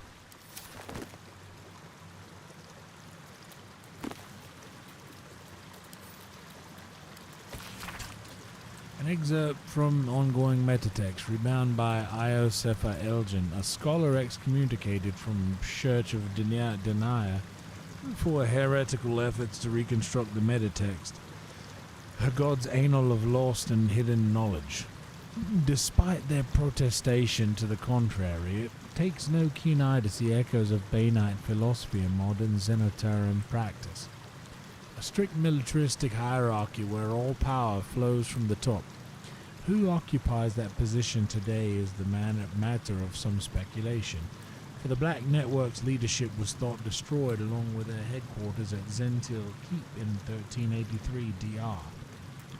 In the following decades, however, a new base of power began to consolidate at the fortress of Darkhold, far to the south. At its center stands the Paraghost, an enigmatic armored figure to whom the Zentarim's rebirth is almost single-handedly attributed. Whoever their leader, it is clear that this new Zentarim have not abandoned plans for domination so much as recalculated their approach. Where once their focus was on the subversion and conquest of nations, the network of today is much more concerned with establishing a stranglehold on the market.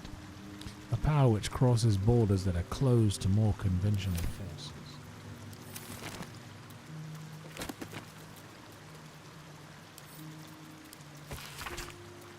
This book is comprised of several chapters. Each cited source it claims contains first-hand transcripts of the oral history of several storytellers throughout the realm.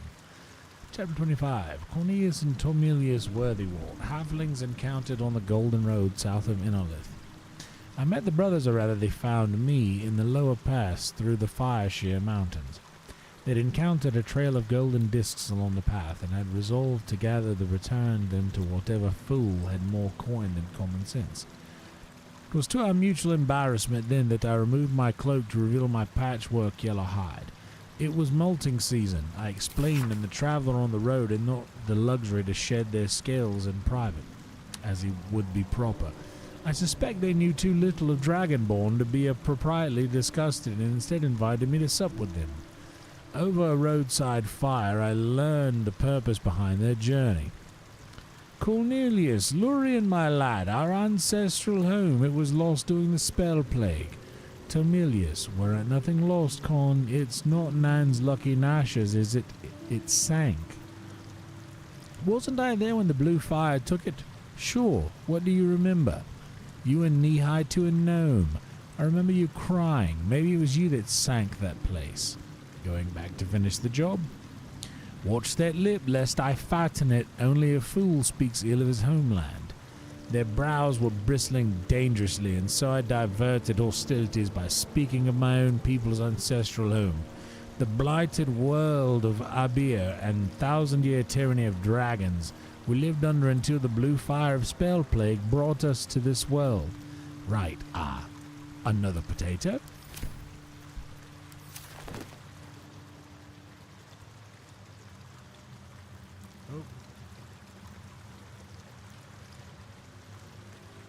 Let us confer. Damn thing could just slow down a moment.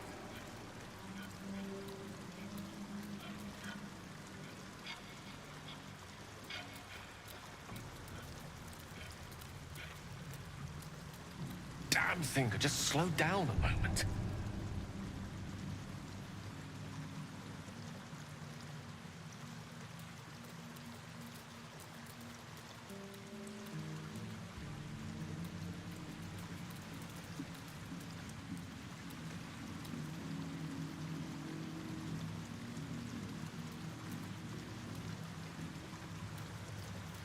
Damn thing could just slow down a moment.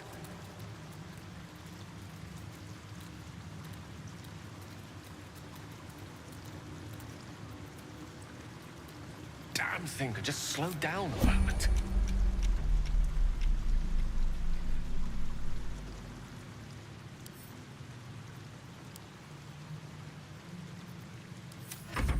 Damn thing could just slow down a moment.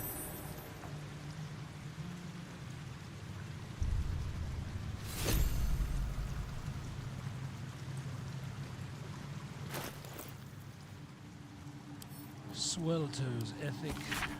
The Ethic of War by Christina Swelto. My colleague Amaps proposes fair rules of engagement in times of war and forgiveness upon victory. Are we to spare our enemies then, once they have fallen to our might? Are we to put all hatred behind us when surrender is offended? Indeed not, for what shall we do once our opponent gathers new armies and masses them once against along our borders? We shall wage another war and count the lives snuffed out by our own magnanimity. Once an empty kingdom is conquered, it must be razed to the ground. Only then can we be free of its spectre.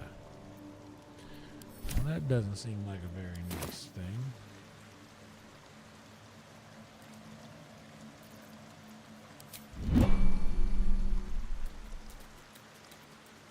Salutations. Let's take a gander.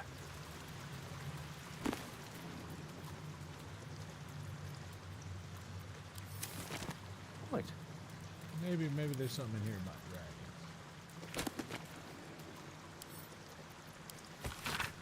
Each chapter of this book describes the cultural origins of a different mythological beast, miniature giant space hamster. Very little is known about this particular cryptid, though stories say they tend to choose well-muscled human males as their steeds when they deign to visit this plane. According to legends, this creature retains a wellspring of indescribable power known only to itself. Though it provides its steed with perhaps mystical, perhaps mundane courage, unsubstantiated rumors claim the creature has a taste for human eyes. By all means.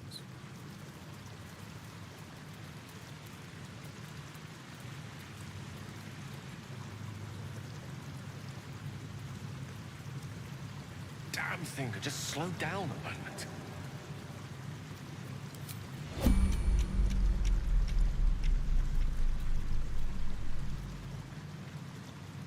Damn thing could just slow down a moment.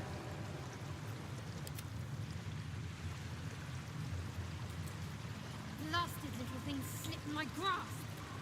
Oh, enough waiting. I crave blood. Almost, but not quite.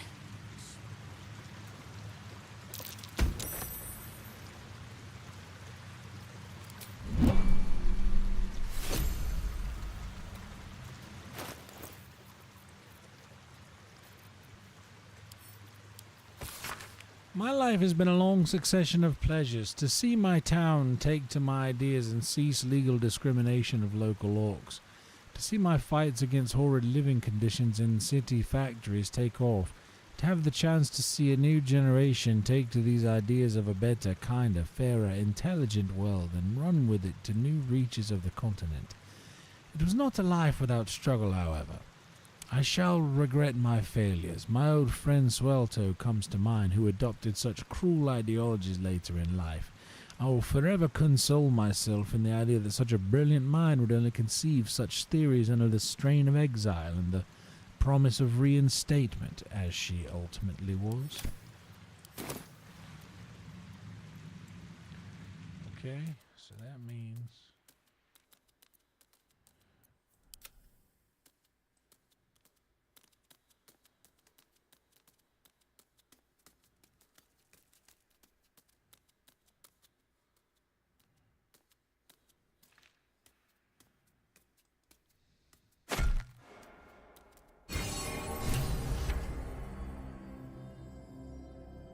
One with the weave.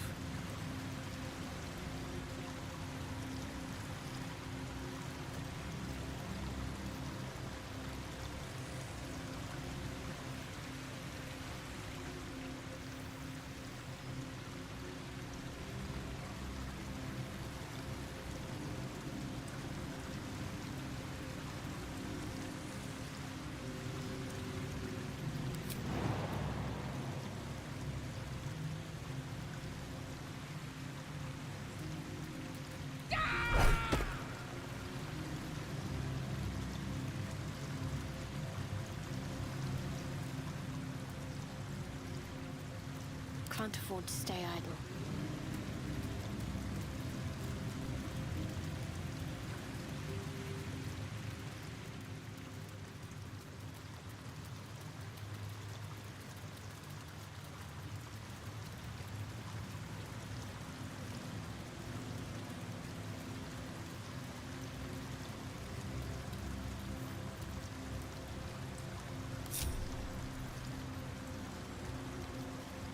How delicious.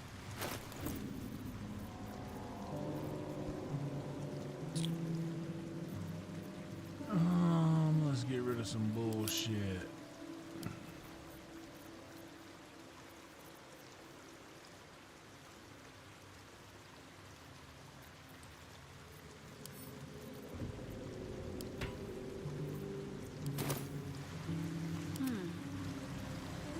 Let me work my magic.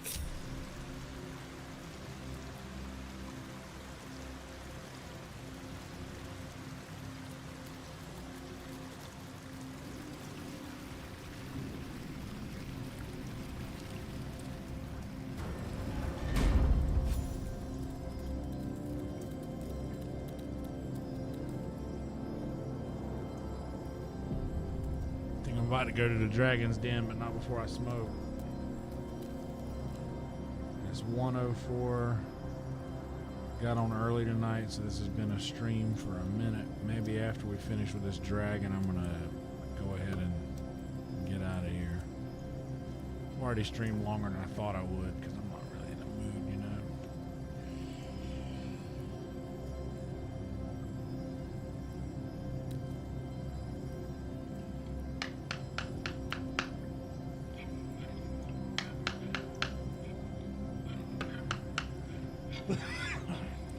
Mumford. Here we go.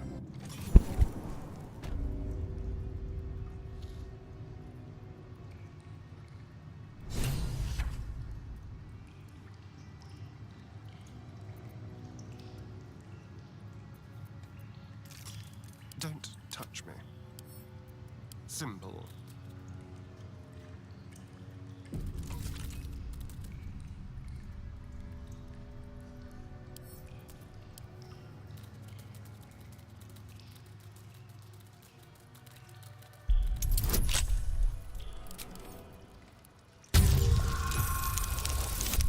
Yep.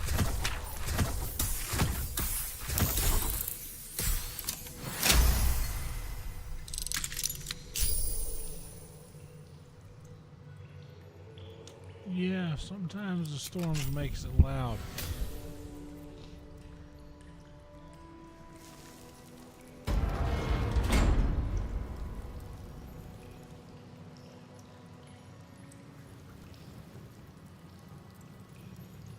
Lost in thought.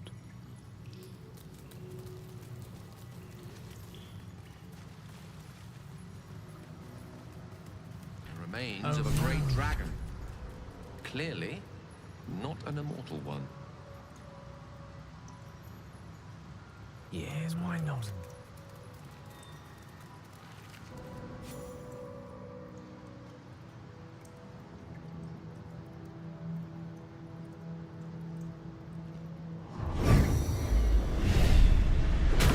The dragon's spirit floods your mind and memory in a great torrent of power.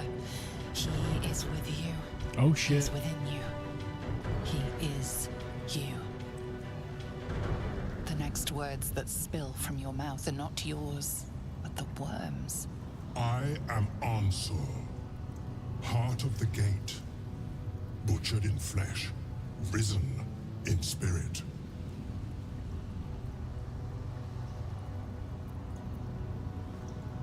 Ansur wends his way through your mind like an unstoppable river. Your body is unmoving, yet thought flows effortlessly between you.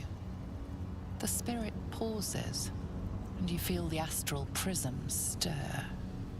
Ansur senses the Emperor's presence within it. Answer me, Facey. Why have you come?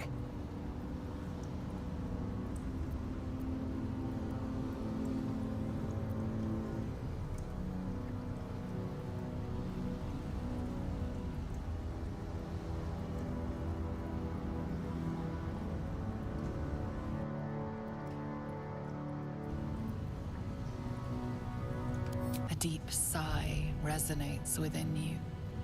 The torrent stills, only disturbed by the dragon's next words. Brack, my words aren't meant for you. They're meant for him.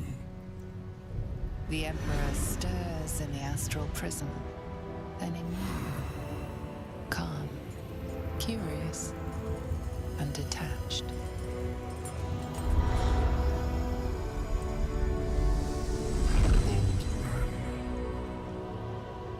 Your presence has stirred me, as it ever did. I am awakened. Answer. It's been too long. This is Balduran?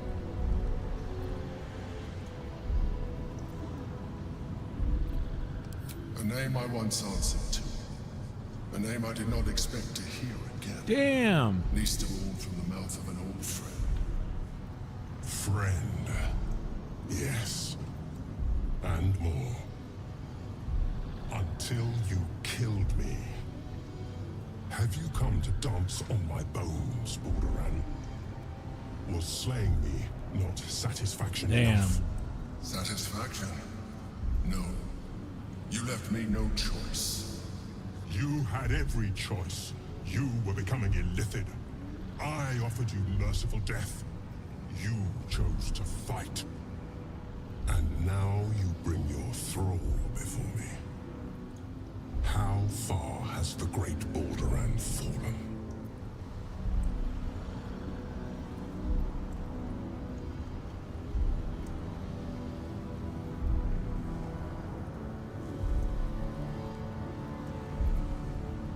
Stillness.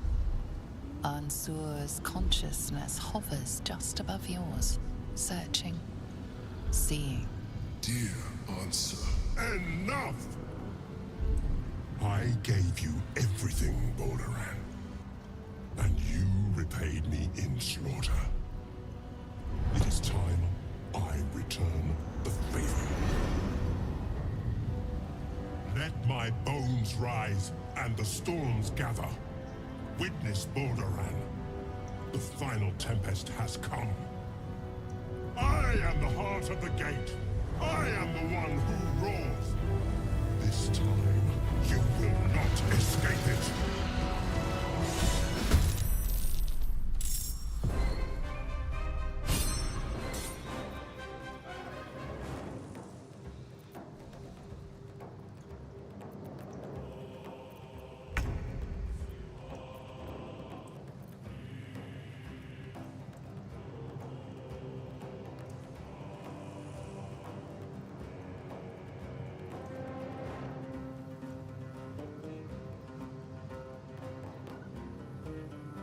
Man, I don't even want to do this.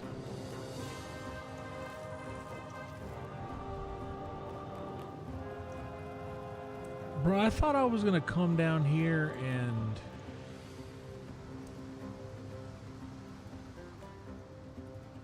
gain an ally.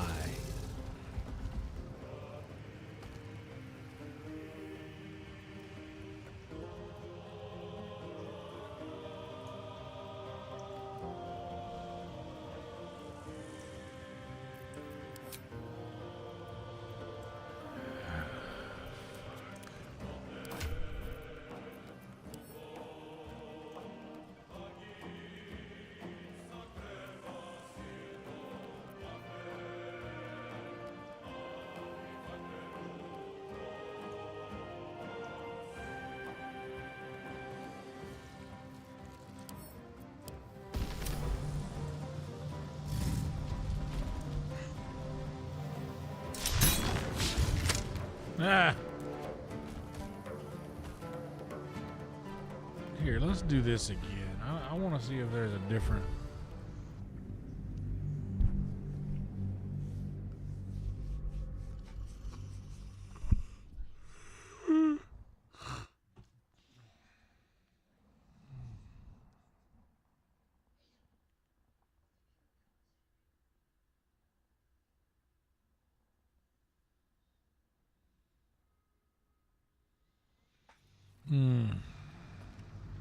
The spirit pauses, and you feel the astral prism stir. Ansel senses the Emperor's presence within it. Answer me, Facey. Why have you come? A deep sigh resonates within you. The torrent stills, only disturbed by the dragon's next words. Brack, my words aren't meant for you. They're meant for him. The Emperor stirs in the astral prism, then in you. Calm, curious, and detached.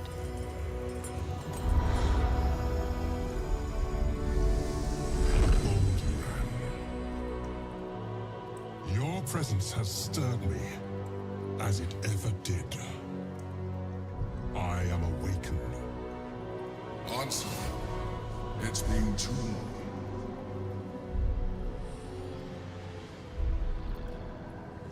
We knew each other once, long ago. We crossed the Kalin together and sailed Yaltengri. We built a city by the sea.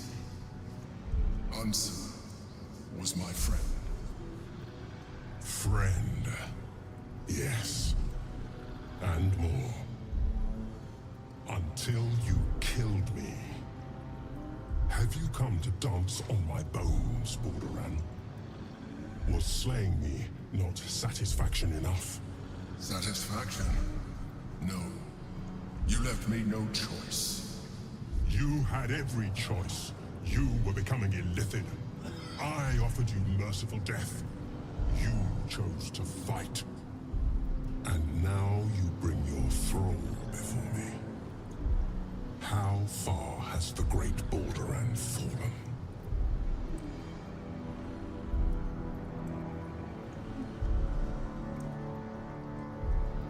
Stillness. Ansur's consciousness hovers just above yours, searching, seeing. Dear Ansur. Enough! I gave you everything, Balduran. And you repaid me. Seems like no matter the reply. It is time I return the favor. Let my bones rise and the storms gather. Witness, Balduran. The final tempest has come. I am the heart of the gate. I am the one who roars. This time, you will not escape it.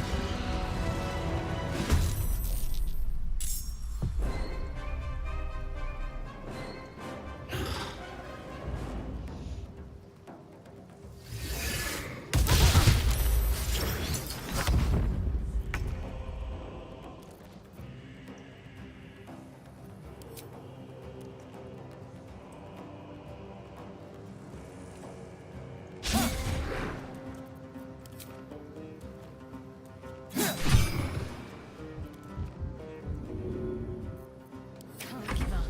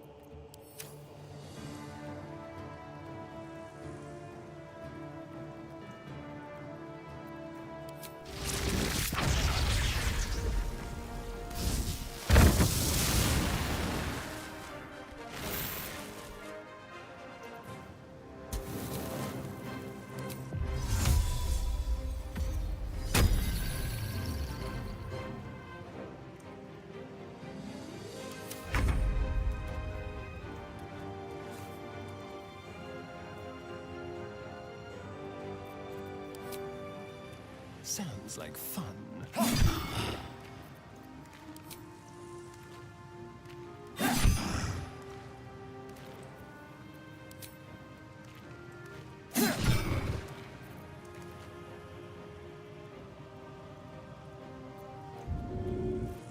Let's end this.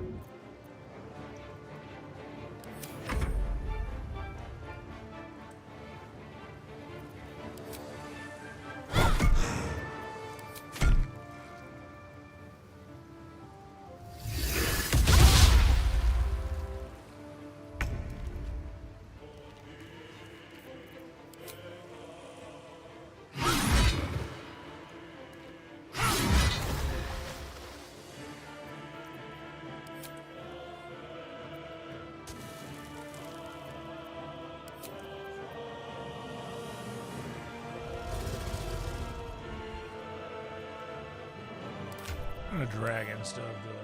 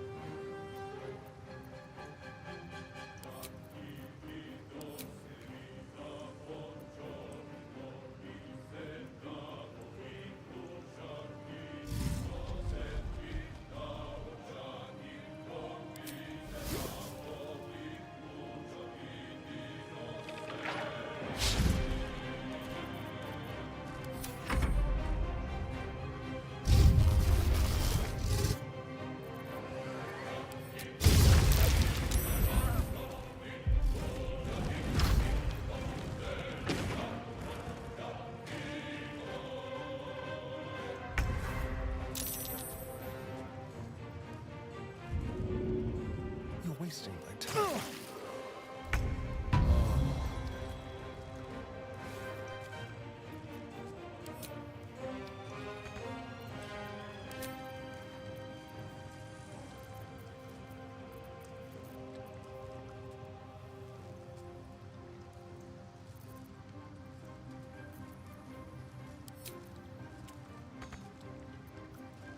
Ready.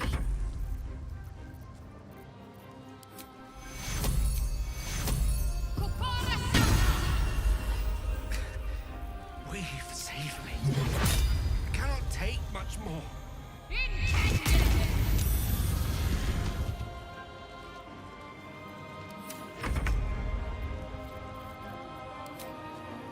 It's as if.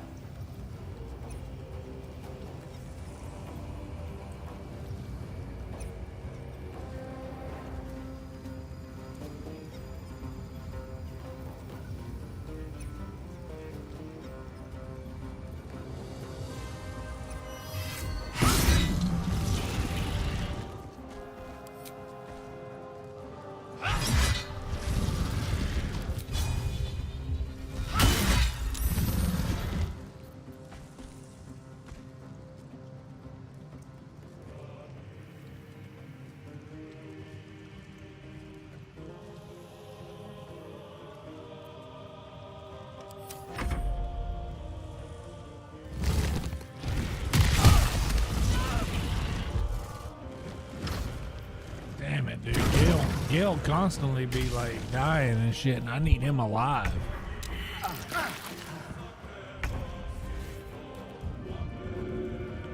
Like, I really need him alive.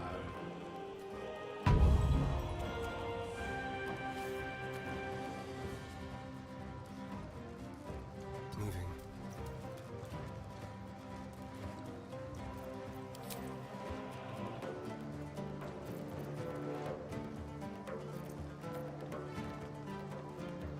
I'm ready.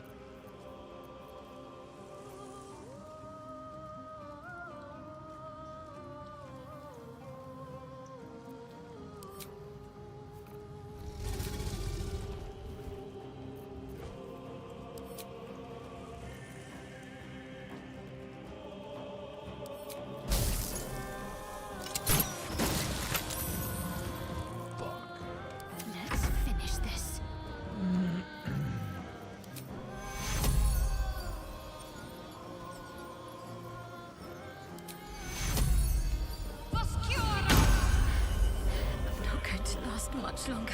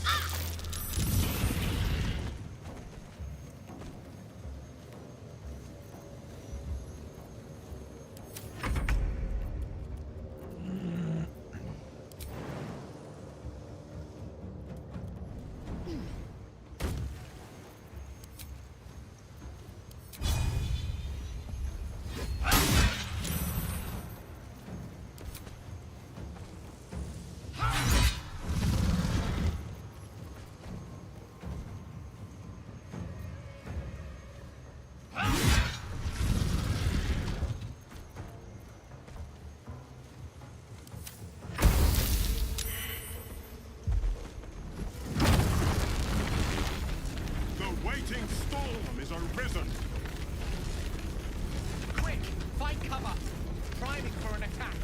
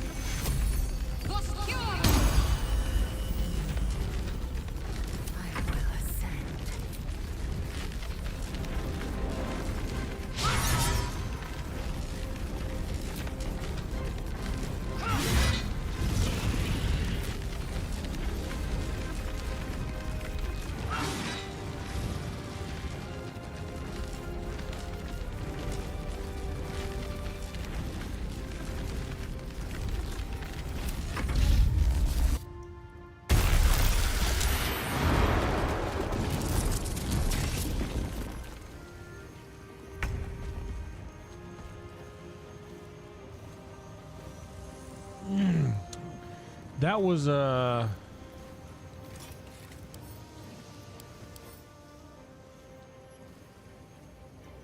necrotic, lightning.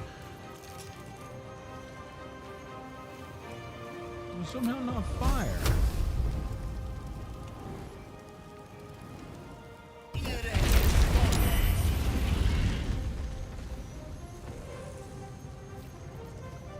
I maybe should have. Fuck, I should have kept that.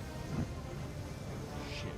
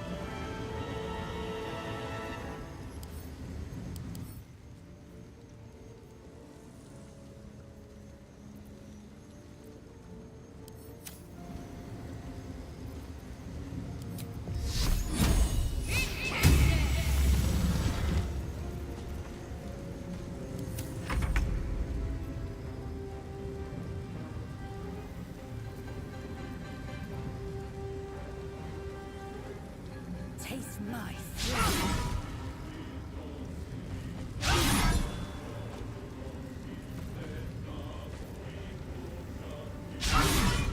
Fuck.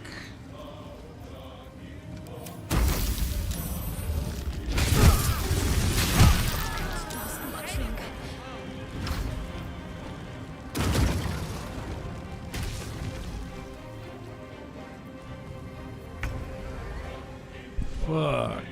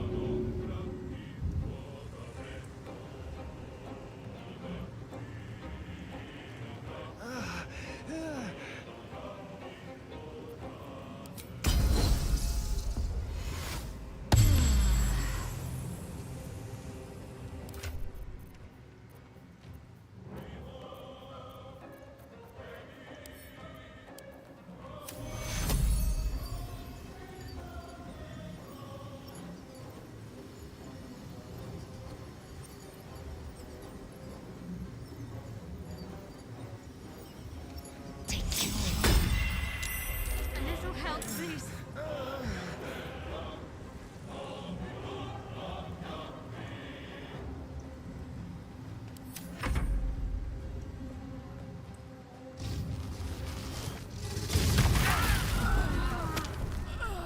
Damn it.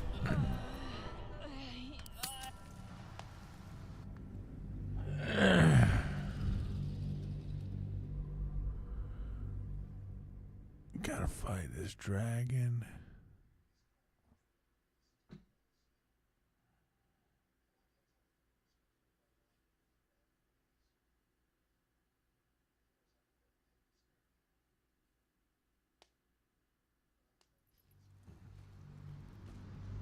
The spirit pauses, and you feel the... Answer me, Facey.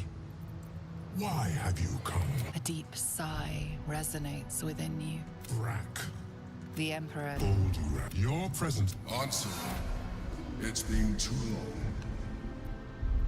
Once, we crossed answer. Fred, until have you come? Satisfied? You had it, and now you bring your thrall before me. How? Stillness. Dear, enough! I gave you. Let my bones. I am the heart this time.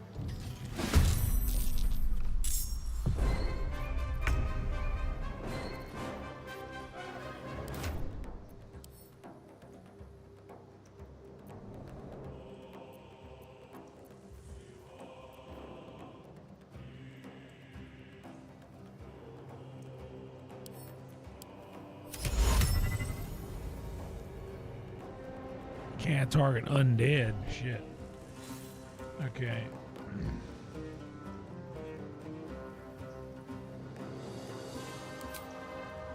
You're mine.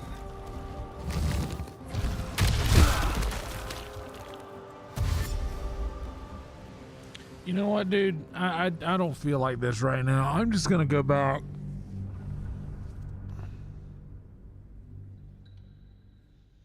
In fact, hold on. I'm even gonna.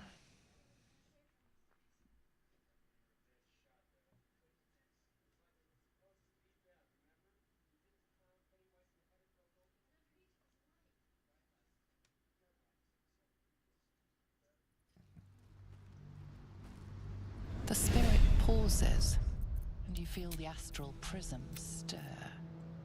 Ansel senses.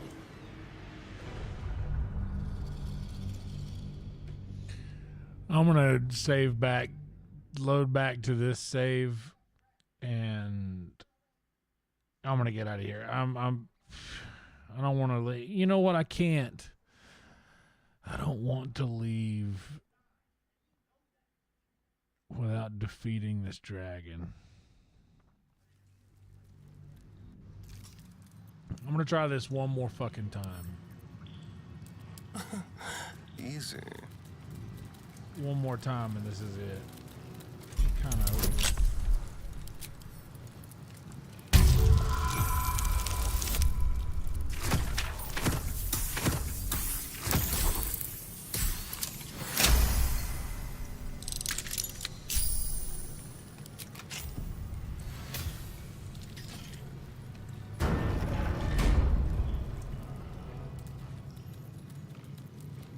Oh, I have the magic touch.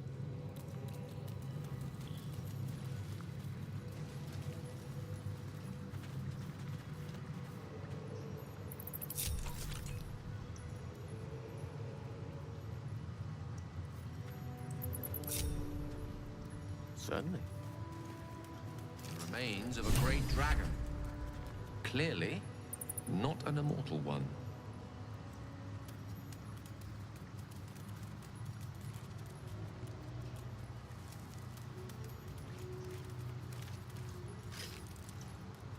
Very well. The dragon. I am Ansel, heart of the gate, butchered in flesh, risen in spirit.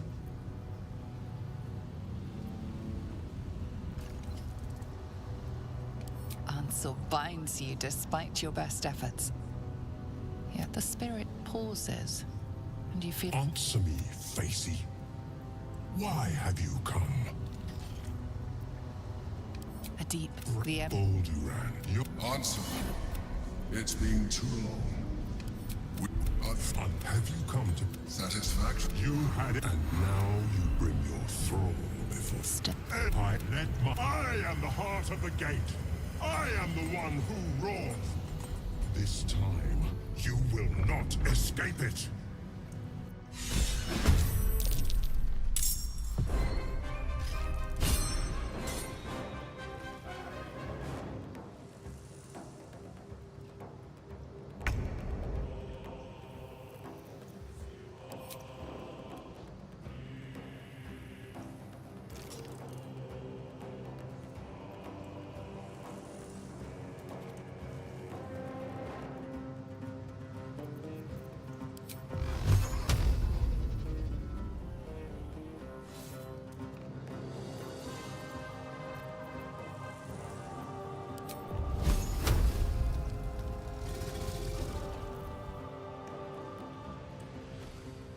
Seems like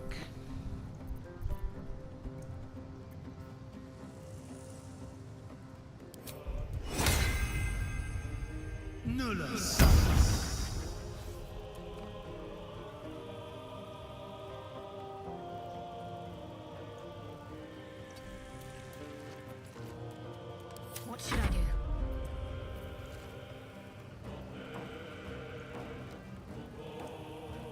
Have to keep going.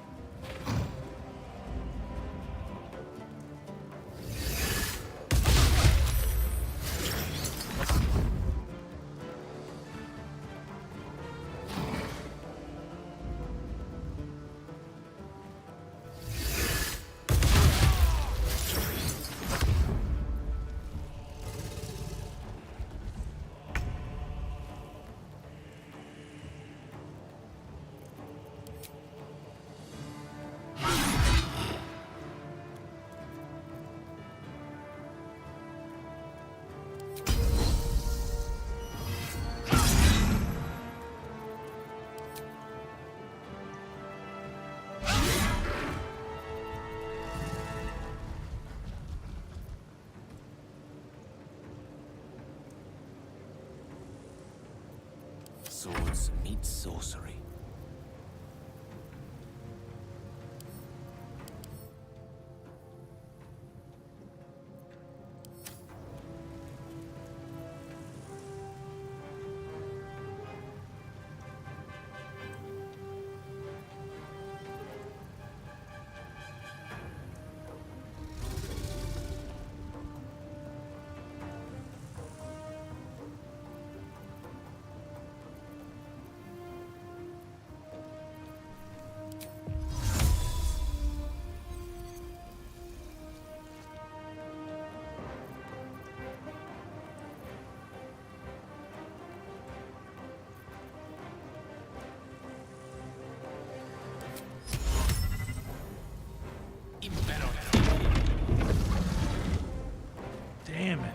wasting spells.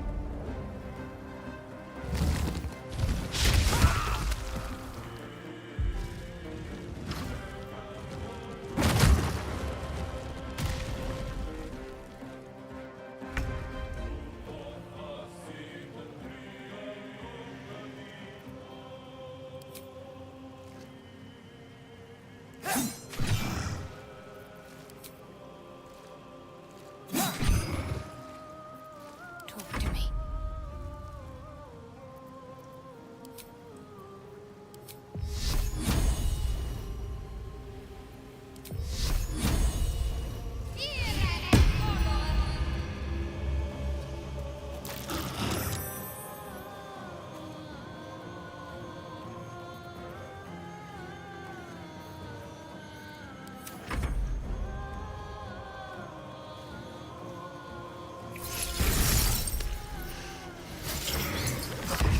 Can't have me. Not yet.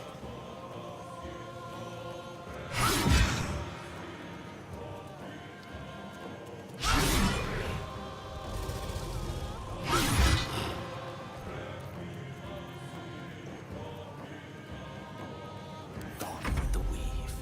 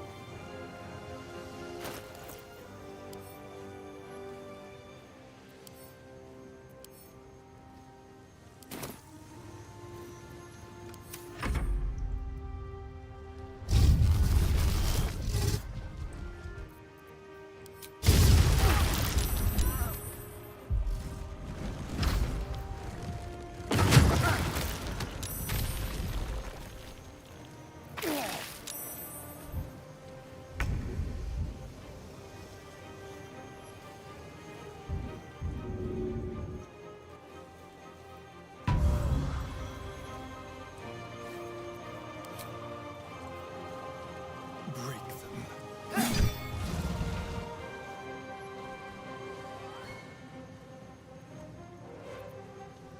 Need to stay focused.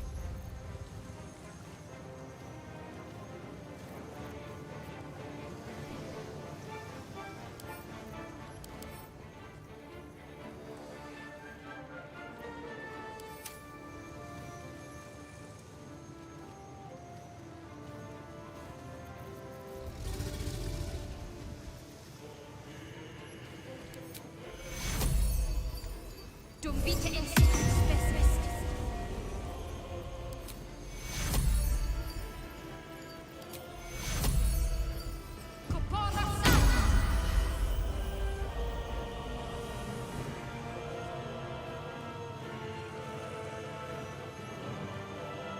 Have to keep going.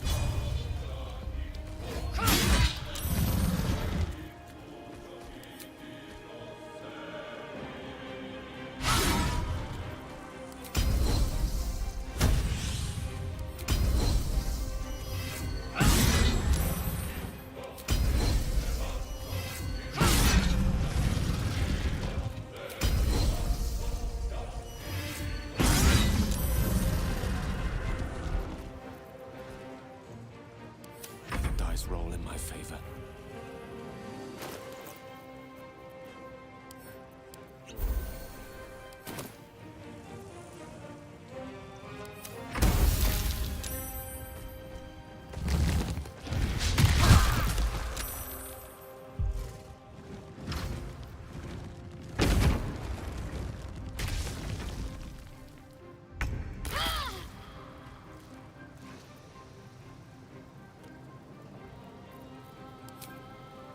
mutilate them.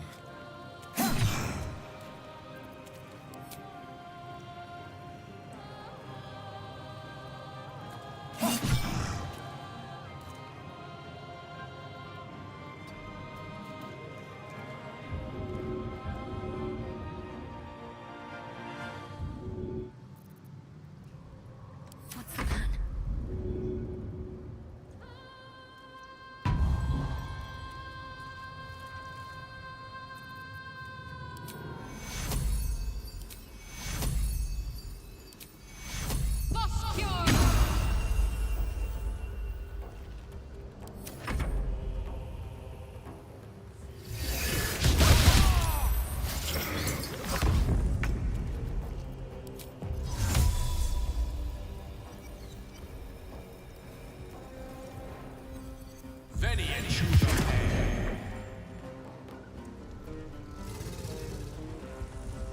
I am fury.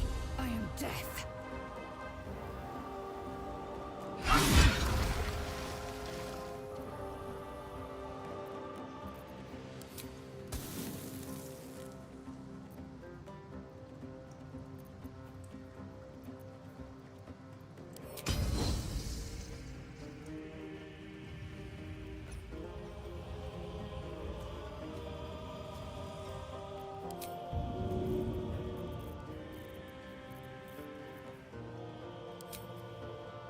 Taking position.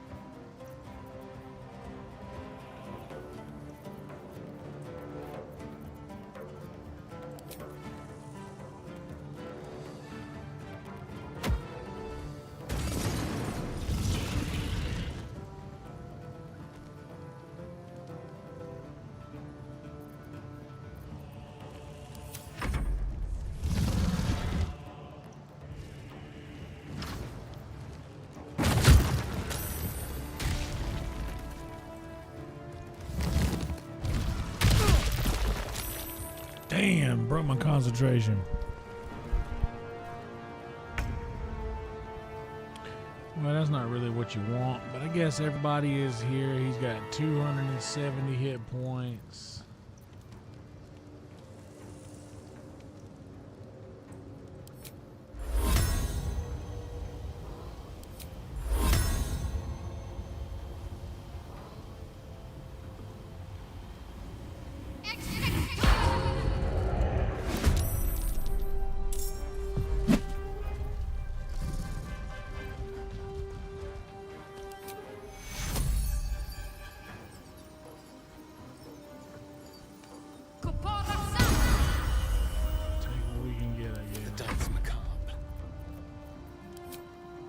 Delicious.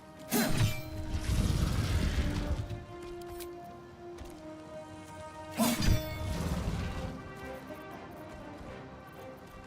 will ascend.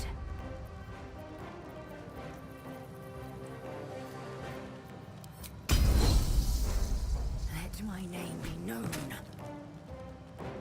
Fuck me.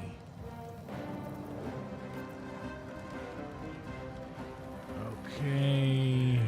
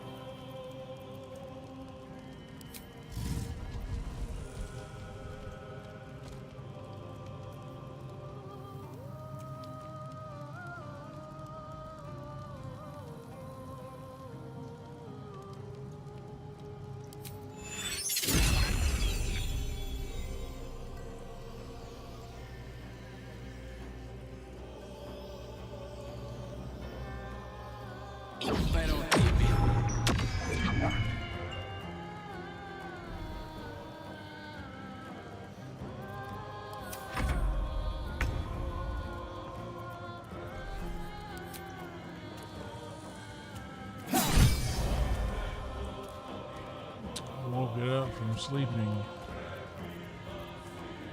Maybe I could just do that again.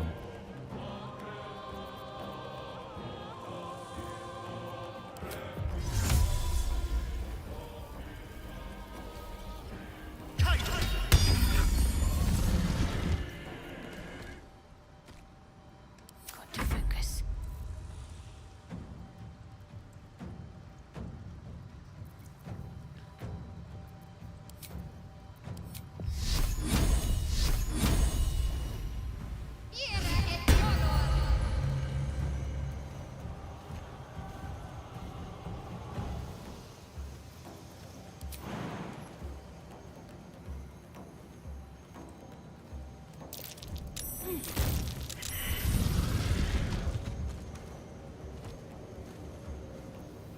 I am fury.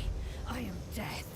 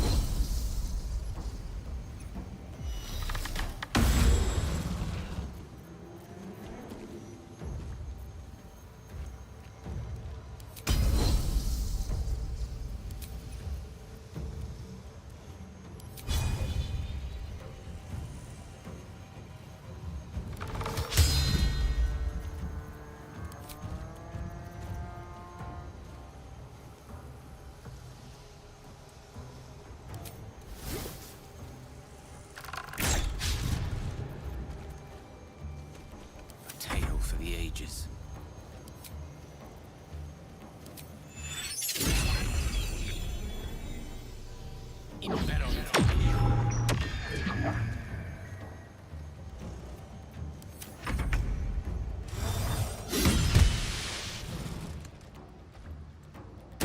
Shit, it woke him up.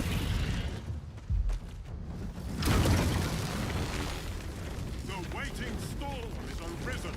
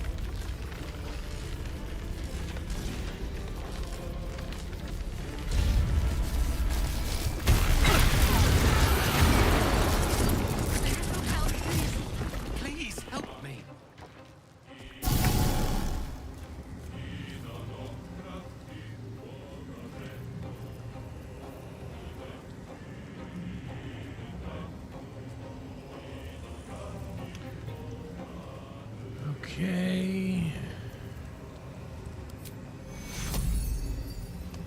Best we can do right now for everybody.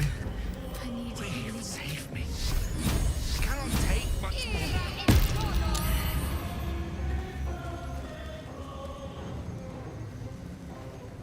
I'm ready.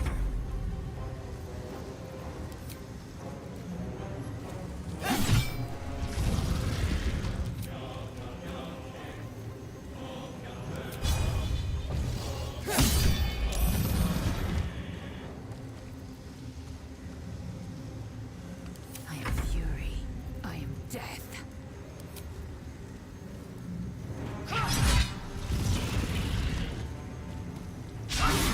Fuck me, dude.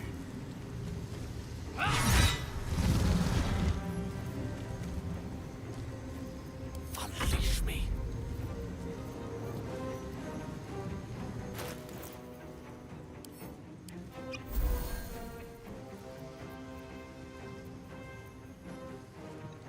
Damn it.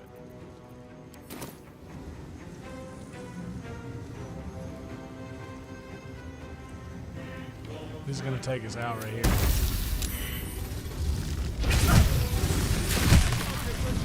injuries need tending.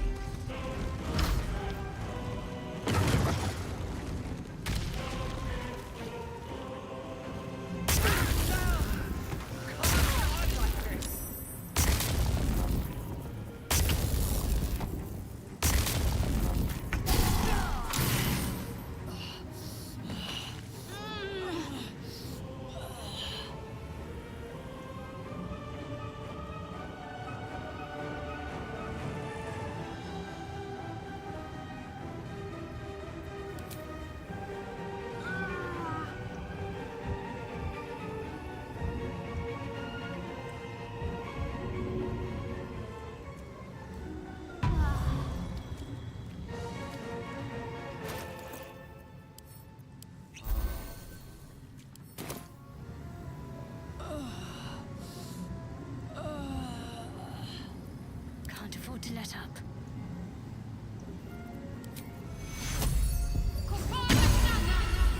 I'm not going to last much longer.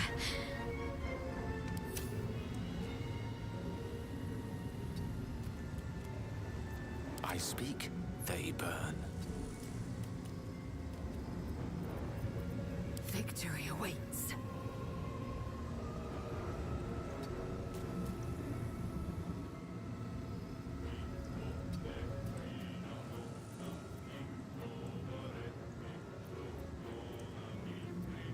One can't always be a gentleman.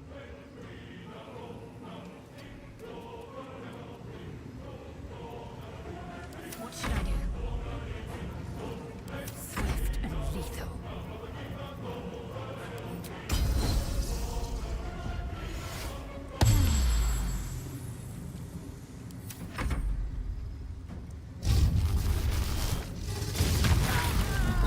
Cannot die. Please help me.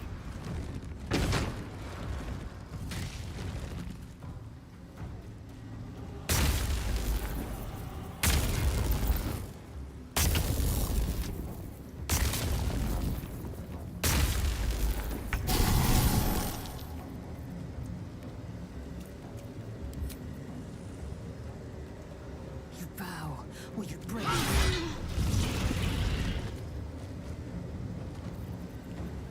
We're getting close to something here. Ah.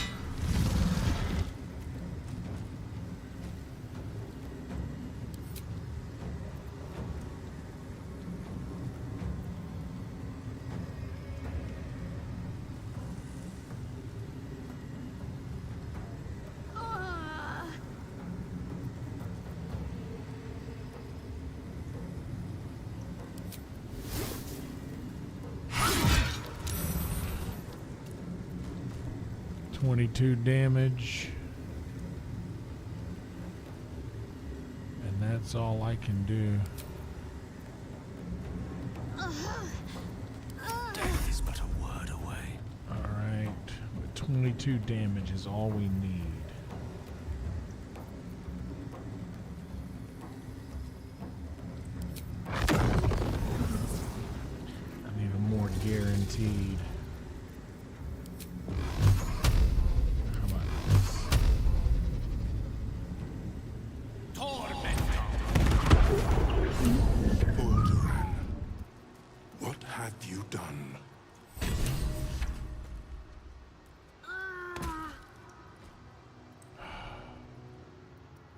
Ansor. I never thought I'd see him again. I was. Now, Yikes. I am much, much more. But it seems you are more interested in my past.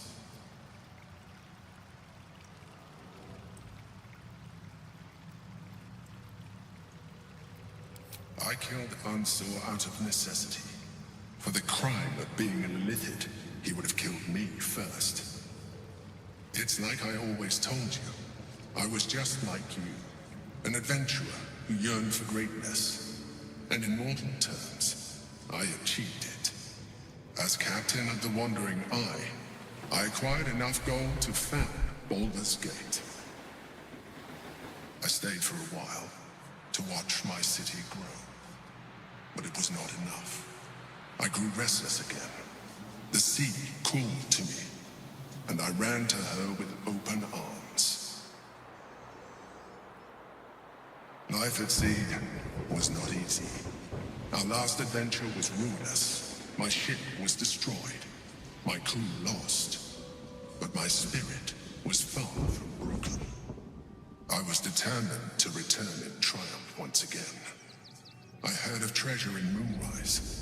I strove to find it.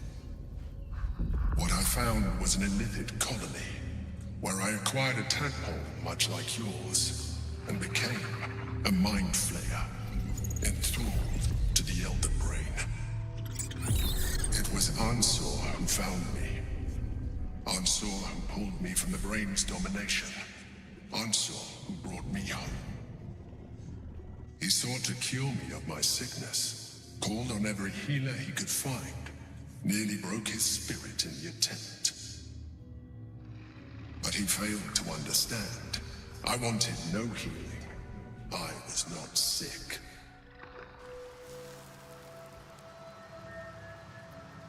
Of course I do. More so because it was Ansor. Even after he had exhausted all possibility of reversing my condition, he still clung to hope. I tried to convince him of my reality. I was on the cusp of greatness beyond my wildest dreams. But all he could see was a mind flayer. It came to me as I slept. A mercy killing in his mind. I saw the tears. I felt his grief. I had no choice but to kill him first. It was an act of self-preservation.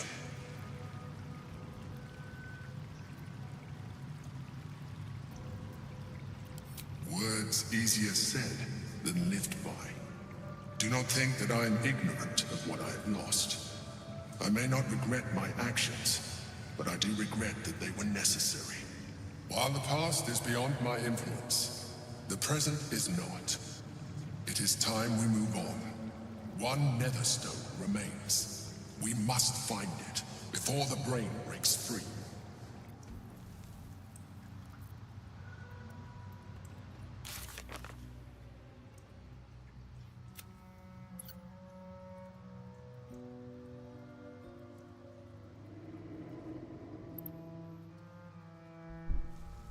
I don't feel like there's a way that I could have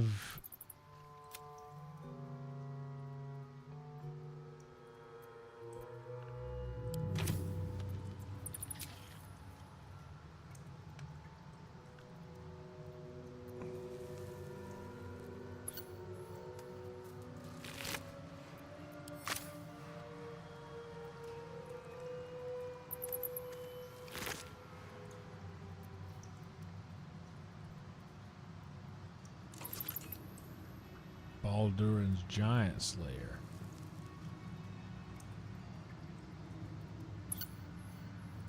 Oh, that looks good.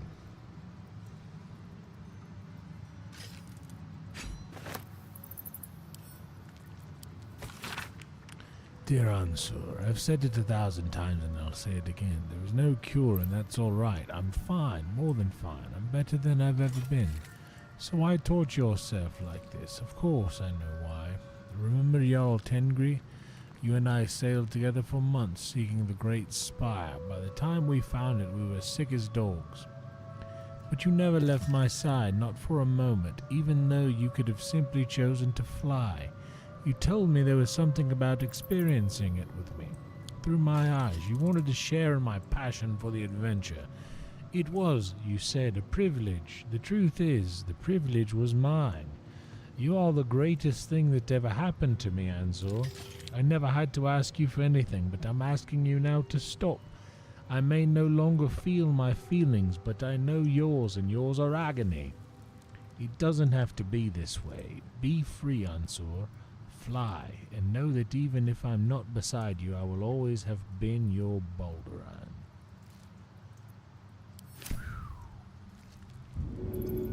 No time to lose.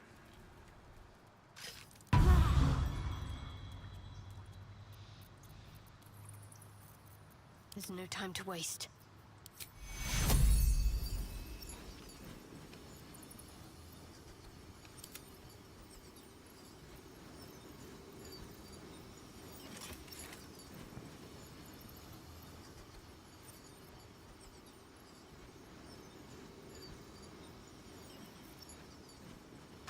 Take you!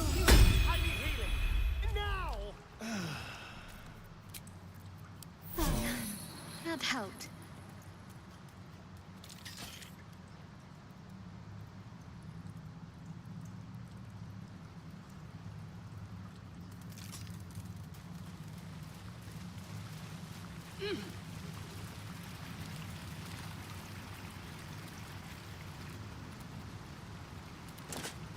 Worm's tempest and his roar hurtle through you. Ansur's essence still lives within the helm, instilling you with power for as long as you wear it.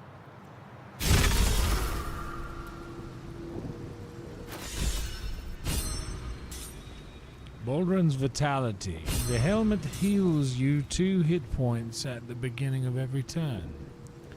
Balduran's favor. You have a +1 bonus to armor class and saving throws. Stun immunity, you can't be stunned. Attackers can't land critical hits on the wearer.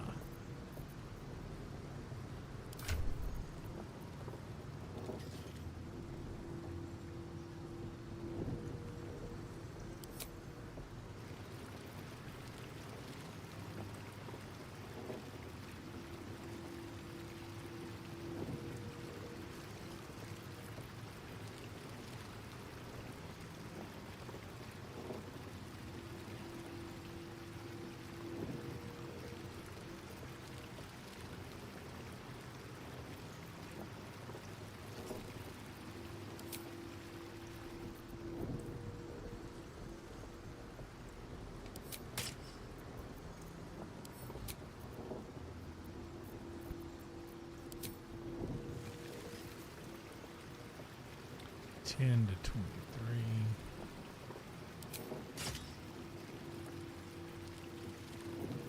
Give that to her.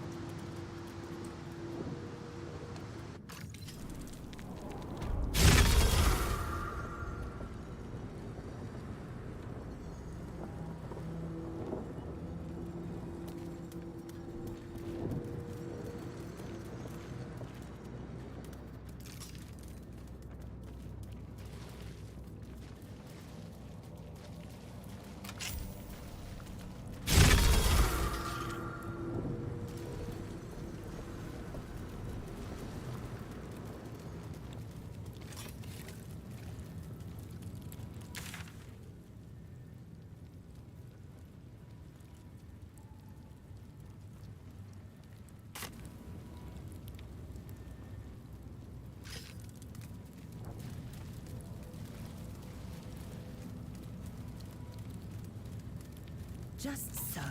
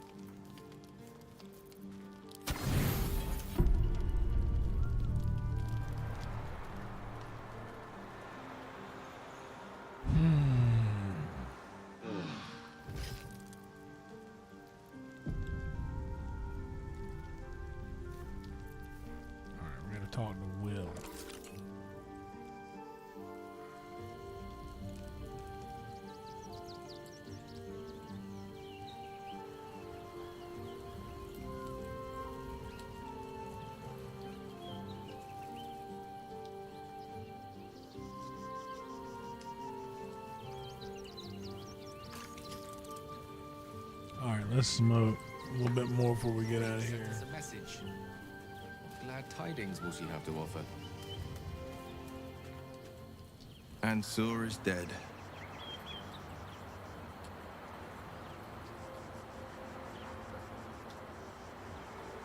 Yeah.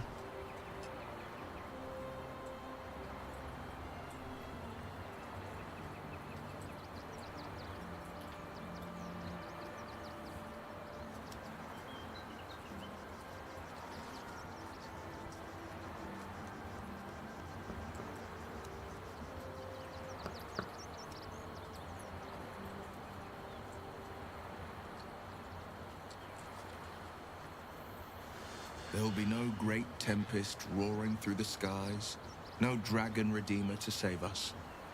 What hope then for Baldur's Gate? Without the great worm's aid, is the city doomed to fall? You braved the worm's lair, seeking a savior. Yet it was you, all of you, who vanquished the undead abomination which Ansur became. You are more powerful than you understand. It is you who are the Tempest. It is you who are the heart of the gate. You're right. We are the warriors who'll slay the Absolute. We are the guardians who'll defend this fair city.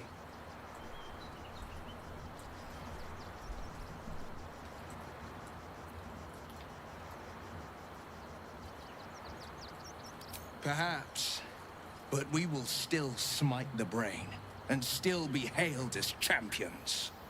I could even claim my father's own ducal title, and carry his banner after this.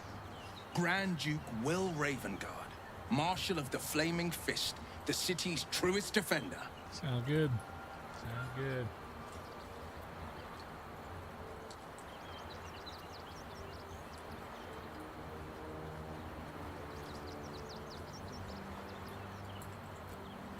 I fought to right the wrongs of the coast, to slay the monsters that hunt the helpless. What good is a champion who puts himself above the people? What good am I as a politician just out of reach?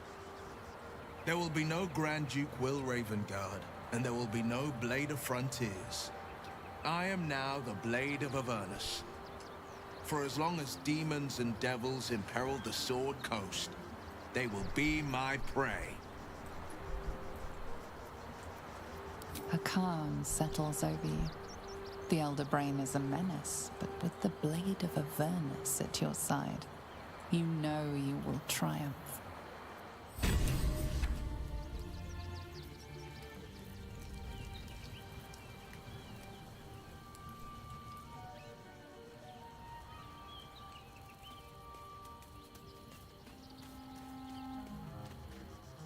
If that's it, I need to see the body with my own 2 eyes.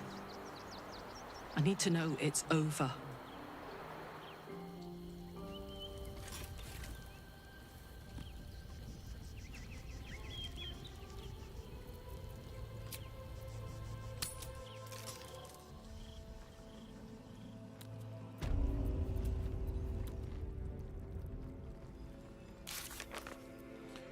All right.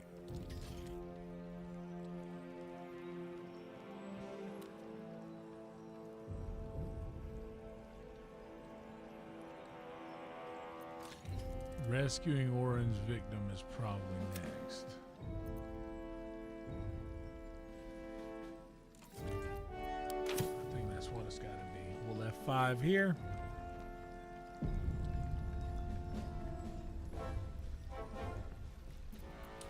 And that's it. Bam. 2:20. We're getting out early. Getting out early.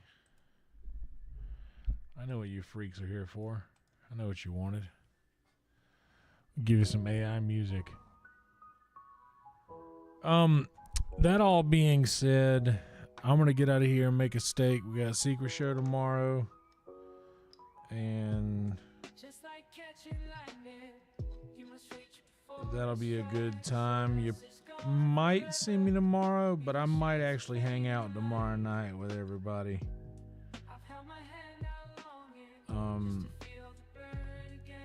Yeah, I might hang out a little bit afterwards tomorrow. But I'm gonna go smoke this GB right here real quick. I have to piss so bad I can feel the back of my back teeth floating.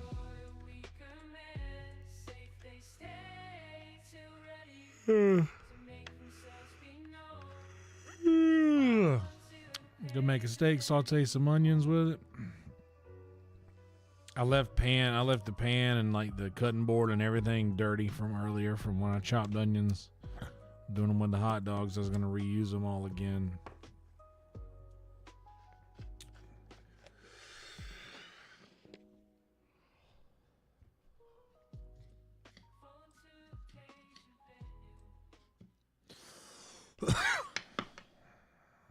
Yeah, anyway.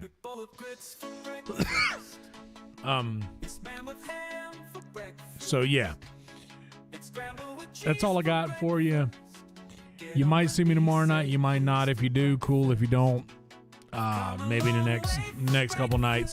I imagine Red Band's gonna be doing some VR chat over the next few nights as well. Because he has the setup at his new place now downtown, so he's got VR spots at both places.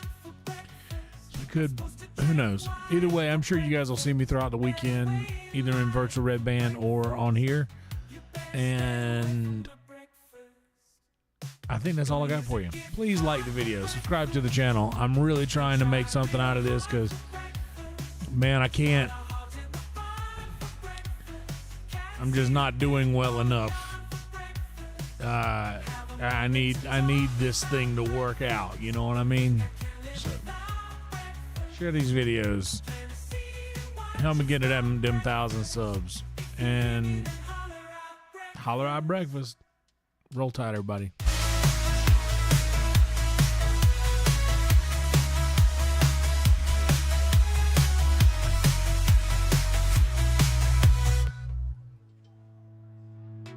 I've come a long way for breakfast. I'm happy to pay for breakfast. It's such a nice day for breakfast. Gonna change my name to breakfast. Don't make enough time for breakfast. Not supposed to drink wine for breakfast. Better wait in line for breakfast. You better stay away from my breakfast. Go use a gift